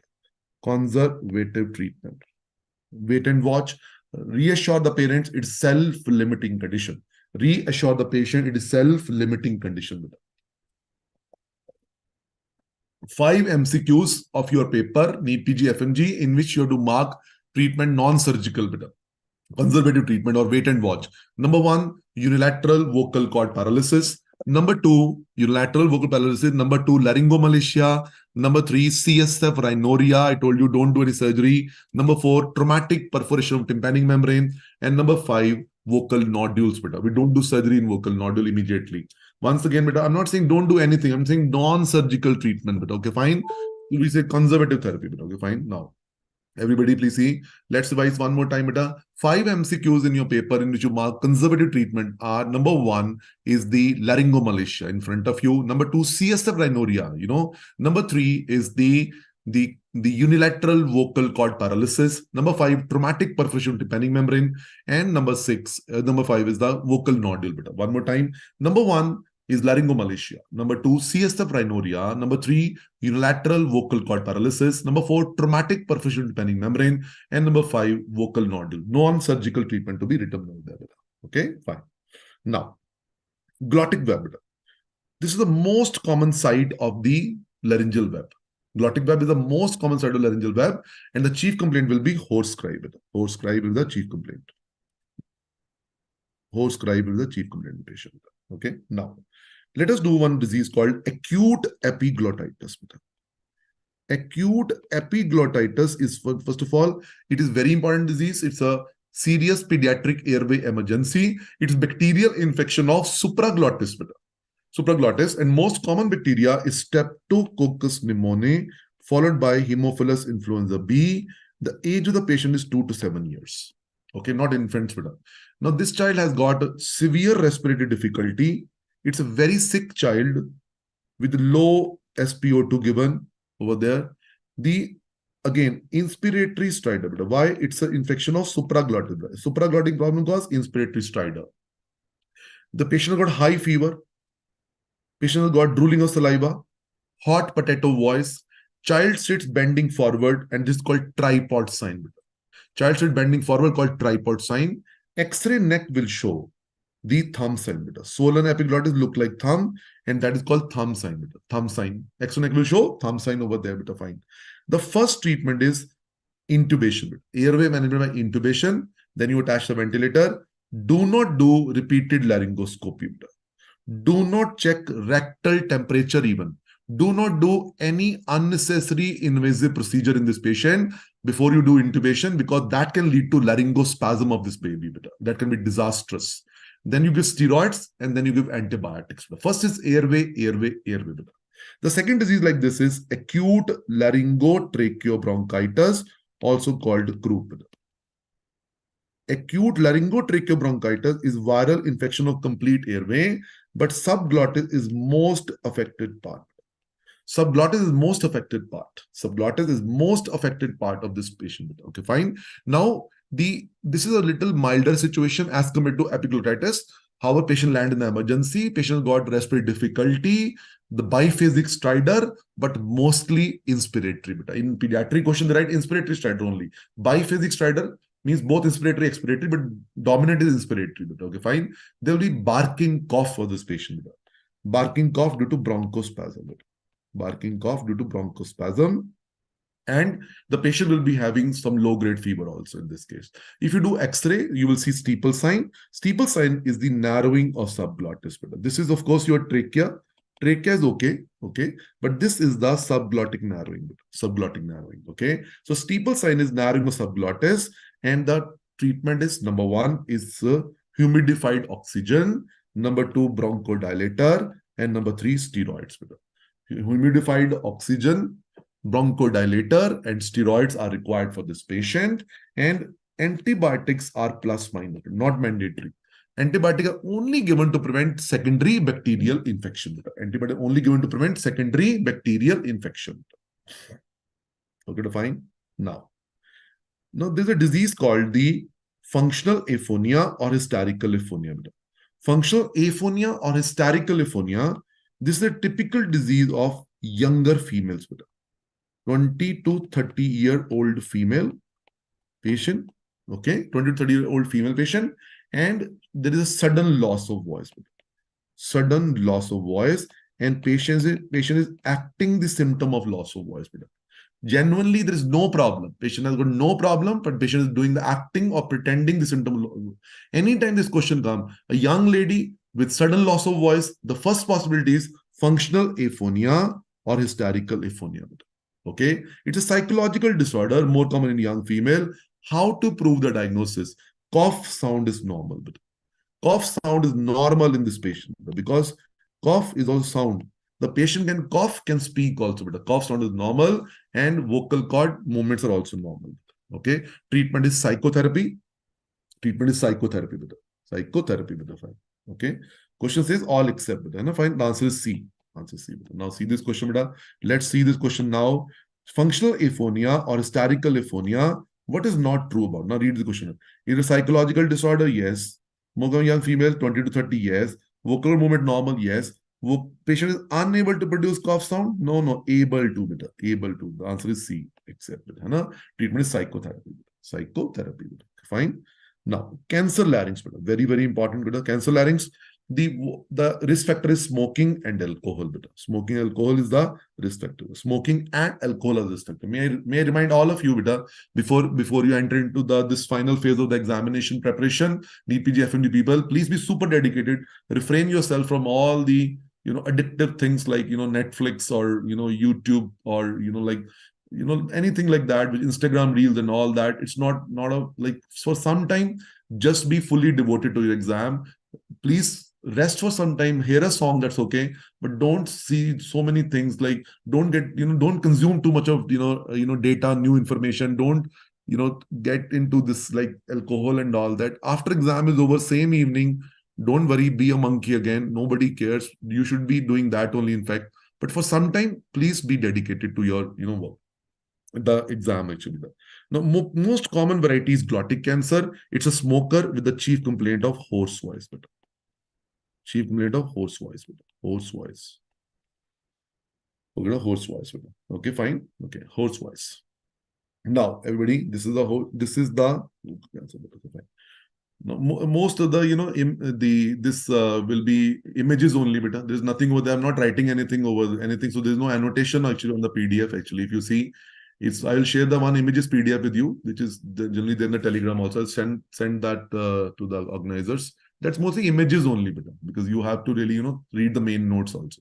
Now, glottic cancer is the most common variety of the laryngeal cancer. Smoker with hoarse voice is a presenting complaint. But most important thing to remember is, anybody, why vocal cord cancer do not spread? Why vocal cord cancer got very good prognosis? Because vocal cords do not have lymphatics. Vocal cord do not have lymphatics. Lymphatics. So that's why vocal cancer do not spread. Do not spread. Okay. Now, supraglottic cancer is like this. Please see. This is the supraglottic cancer over there on the epiglottis. Now, supraglottic cancer has got throat pain referred to ear, feeling of lump in the throat, and hot potato voice. Hot potato voice in this. Please see. Glottic cancer was hoarse voice. Supraglottic cancer was hot potato voice. Hot potato voice come in many diseases, but hot potato voice, if one choice you have to pick is quinsy. Hot potato voice got many causes. Agreed. But if you get stuck between two choices in the exam, which is the most classical answer for this is quinsy. Okay. Now please see over there, beta. For staging of tumor, that's important. Let's discuss staging of tumor, beta. Now, boys, T1 means only one named structure involved, like epiglottis or vocal cord. Okay, only one named structure involved. Epiglottis or vocal cord. Now, for vocal cord, we have two types. Two vocal cord are there. T1 aglottic cancer means one vocal cord involved. T1B glottic cancer means both vocal cord involved, but vocal cord should be mobile. Mobile. I repeat, beta. T1 means one named structure involved, like epiglottis or vocal cord. But if one vocal cord involved, T1A. Both cord involved, T1B, but cord should be mobile. T2 means more than one named structure involved. Epiglottis plus aryepiglottic fold, or false vocal cord plus true vocal cord, any two or three, more than one. The most important thing is T3. T3 is a very classic question of NEET PG also. T3 is vocal cord is fixed. Vocal cord fixed or immobile. Fixed vocal cord immobile. And T4 is invasion of thyroid cartilage. Invasion of thyroid cartilage. T4 is invasion of thyroid cartilage. Okay, fine. We always do biopsy to prove the cancer. But we do the imaging, CT scan and all, but we do the biopsy to prove it for sure. Okay, fine. So let's revise once again. T1 means only one named structure involved. But if one cord involved, T1A, glottic cancer. If both cord involved, T1B, glottic cancer. But cord should be mobile. T2 means more than one structure involved. T3 is very important. Vocal cord fixed or immobile vocal cord, T3. Invasion of thyroid cartilage is T4. For T1, T2, we go for radiotherapy. Radiotherapy. But for T1 glottic cancer, nowadays, laser is better than radiotherapy. Laser is better than radiotherapy. Okay. For T3, T4 is total laryngectomy followed by radiotherapy. I repeat, beta. Okay, fine. T1, T2 radiotherapy. But for T1 glottic cancer nowadays, because it's a limited cancer, laser is better than radiotherapy. For T3, T4, total laryngectomy followed by radiotherapy. Okay, now. When you do laryngectomy, you have a permanent hole in the neck. This is called a permanent tracheostomy. Permanent tracheostomy, how to recognize that permanent tracheostomy as compared to standard temporary tracheostomy? The permanent tracheostomy will not have any tube in the neck hole, beta. Will not have any tube in the neck hole over there, beta. Fine. So permanent tracheostomy over there. Now, how the patient will speak, beta? After laryngectomy, there are three ways to produce the sound. Number one, esophageal voice. It's a poor technique, difficult to learn, useless, beta. Esophageal voice. Number two is electrolarynx or artificial larynx. It is a handheld battery-operated external mechanical vibrator. It's a handheld battery-operated external mechanical vibrator. This is how you touch it over here, beta. Okay, like this. That's how produce sound. But the best option is number three. Number three is best option, TEP device, tracheoesophageal puncture device. And the very classic example is Blom-Singer prosthesis. Blom-Singer prosthesis or Pange device or Provox device. So TP device, this is the best option of this patient. Tracheoesophageal puncture device. It's a surgically fitted valve between trachea and esophagus inside the body. It's inside the body. It's surgically fitted between trachea and esophagus. Now this picture is a very important, favorite picture of the NEET PG people actually. Now this patient has undergone total laryngectomy. This hole is called permanent tracheostomy hole, And this is called the TEP device. Three MCQs on this picture are, this patient has undergone which surgery? Total laryngectomy surgery. That is why you have got permanent tracheostomy, and this plastic nipple-like device is tracheoesophageal puncture device. Now, anytime you got a question, choking while eating, it's a case of which foreign body? I'm waiting for all of you to answer that. Choking while eating. Choking while eating. Choking while eating. Okay. Which one? Laryngeal foreign body. Laryngeal foreign body and not esophageal. Laryngeal choking while eating. Esophageal will be having dysphagia. Okay, fine. Okay. And in this case, you do which maneuver? Heimlich maneuver. When you push the larynx in the epigastrium in the backward and upward direction. Okay, fine. Now, the last part, tracheostomy. I purposely chose the nose, larynx, and pharynx. This is the 80% of the paper comes out of this because I know here you have to read fully. Actually, I know, understand your notes also. But here I put in the other video. I'll tell you, if you want to watch in the doctorals, we have one video called Valentine video. You can see that ear part. The 4 parts are given over there. But this one, I really wanted to focus on larynx, nose, pharynx because they are the 80% of the question. Tracheostomy, this is standard or temporary tracheostomy in which you have got a tube in the neck hole. Do you remember? Permanent tracheostomy did not have a tube in the neck hole, but temporary standard tracheostomy has got a tube in the neck hole, like that. So, the famous question, in tracheostomy, what is the most common site of tracheostomy is second and third tracheal ring. Now, this is called mid-tracheostomy. This is called mid-tracheostomy. Mid-tracheostomy. Okay, fine. Mid-tracheostomy. The most common site of tracheostomy is mid-tracheostomy, second and third. Why you leave the first ring? You leave the first ring to prevent damage to larynx. But if you do tracheostomy above this level at first and second ring, this is called high tracheostomy. And this is done for cancer larynx patient. In general, we do tracheostomy at second and third ring, and that will mid tracheostomy. And any tracheostomy above this level will be the high tracheostomy, and that's done at first and second ring in cancer larynx patient. Now, next one, the laryngeal carcinoma patient. You see, the laryngeal carcinoma patient, the patient would be coming to you in the emergency with the problem of breathing because the growth is occupying the whole of larynx over there. Okay, fine. Now, tracheostomy has many questions. Now, let me tell you a few questions. Tracheostomy reduces dead space by 50%. Tracheostomy reduces dead space by 50%. In which case you have permanent tracheostomy after total laryngectomy. Which patient will require permanent tracheostomy after total laryngectomy? Total laryngectomy. Am I clear? Fine.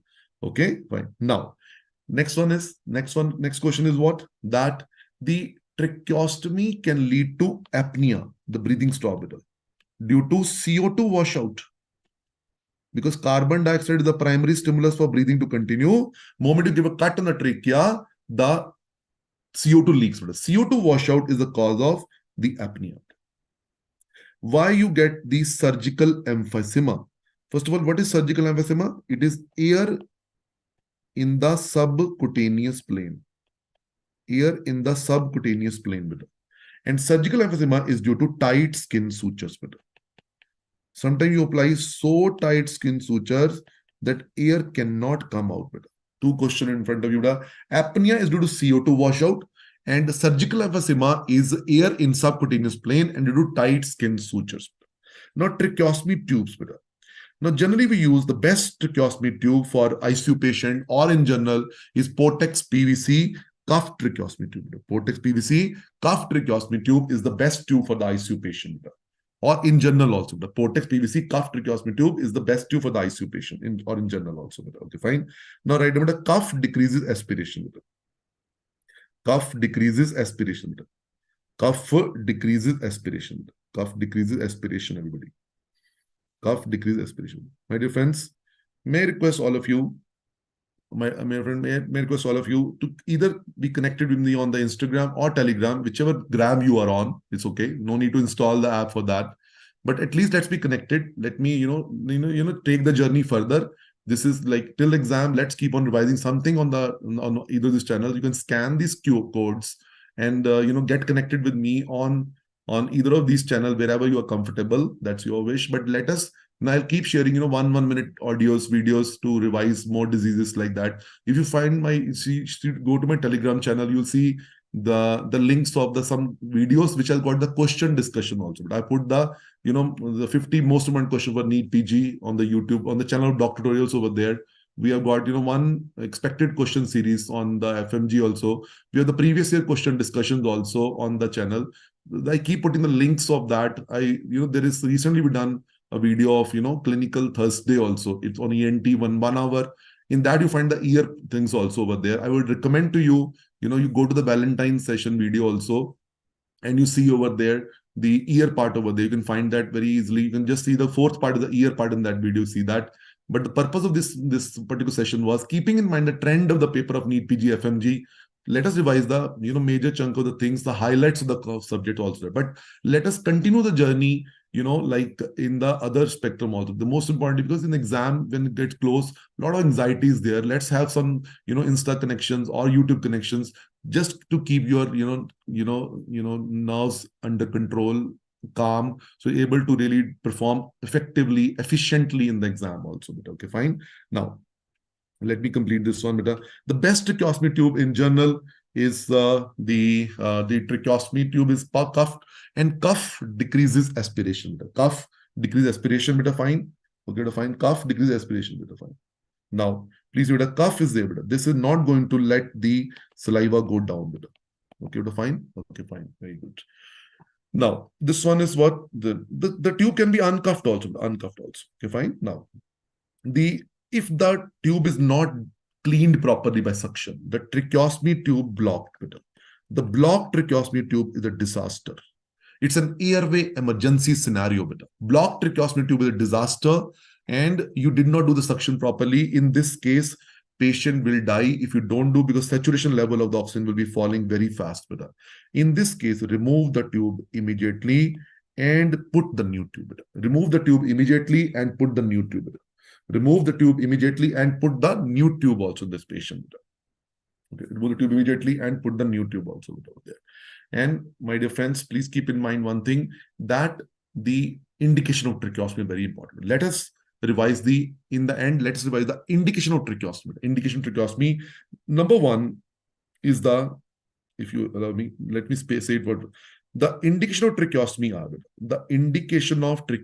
are, number one, any patient with upper airway obstruction, means any blockage above the level of trachea. Tracheostomy will be useless in an asthmatic attack. Think logically, think like a doctor. In the exam, behave like a doctor mentally. In asthmatic attack, bronchospasm is below the level of trachea. Even if you make 10 hole in the trachea, will there be any difference? Tell me. If you make not 10 hole in the trachea, you make multiple 10 hole, will it be any advantages in a patient of asthmatic attack? Tell me. No, na? Okay, fine. Okay, fine. Okay. Okay, fine. Very good. So patient would be having no advantage in asthmatic attack. Okay. So any upper airway obstruction, means any obstruction above the level of trachea, it will be beneficial. So number one. Number two, the indication of the tracheostomy will be for bronchial toilet. Toilet ka matlab ye nahi swamutra chikitsa beta. No. Bronchial toilet means cleaning of the lungs beta. For example, a COPD patient who has no cough reflex beta. COPD patient without any cough reflex, or patient will be dying of drowning in the own secretion. वो तो अपनी secretion में डूब के मर जाएगा patient, है ना? COPD patient without cough, you need to clear the lung with the tracheostomy. It's called bronchial toilet. Number three is to prevent aspiration. Number four, remember, number four, for patients on ventilator more than 7 days. 4 indications of speed. Number one, upper airway obstruction. Number two, for bronchial toilet. Number three, to prevent aspiration. Number four, any patient on ventilator in ICU for more than 7 days. Now, the other indications are maxillofacial trauma. Don't forget, beta. Any fracture of this area, maxillofacial trauma, any cervical spine injury, laryngeal diphtheria, laryngospasm, severe laryngeal edema. In all these cases, you have to go for tracheostomy. I repeat the next 5: maxillofacial trauma, maxillofacial surgery, cervical spine injury, laryngeal foreign body, laryngospasm, severe laryngeal edema. All these are the indication of tracheostomy. Don't forget, beta, tracheostomy is a very important topic. Okay, so this was what I planned for this evening for you guys out of the major topics of larynx, nose, and pharynx. So I did not include ear because if I include ear, I will have to decrease all these topics, And in this, it was a together evening revision actually.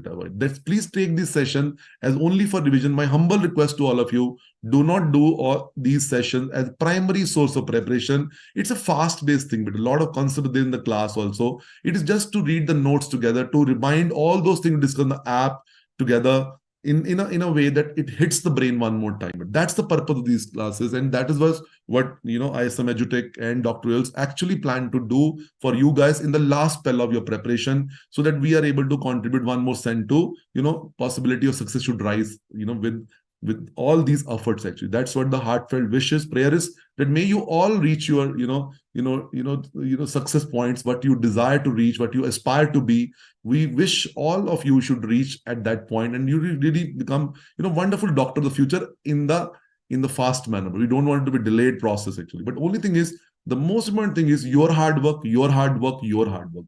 All these are like buffet systems going on. We are serving whatever which can be beneficial to you, but shortcuts do not work. Please keep in mind, shortcuts do not work. All these things should be kept in that spirit only. This is fast revision of my own notes, which discussed in the class, or I made in the app videos and all that.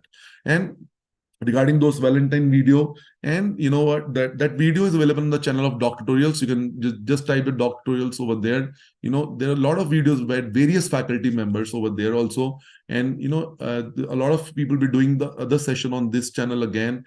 After me also, there are a lot of channel on this channel, Dr. Bhanu Prakash channel, sir. There are other now videos planned for other subjects also. The endeavor is, please understand what is actually ISM Edutech or we are doing together. The endeavor is that, we need to really, nurture you. We need to really, hold your hands, and we need to really make sure that you reach beautiful, spots in your careers. That's the whole wish over here. But again, may I remind you, the most important determinant, whether that happens or not, is your own hard work and the blessings of Almighty also along with that. So our whole team, from Dr. Wills and Dr. Bhanu Prakash team, ISM Edutech team, together, we wish you good luck for the upcoming examination. Please be your best version in the remaining days, and I'm sure you should be proud of yourself on the day of the exam, that you've done your bit, you've done your best, and I'm leaving the rest to God to decide, and I'll do my paper properly without doing silly mistakes. Thank you very much. Let's be connected either on whatever things you're comfortable with. See you again sometime again on Instagram Live or some YouTube Live like this to discuss how to control the anxiety, how to utilize the remaining time before the exam also properly. Thank you very much. Thank you.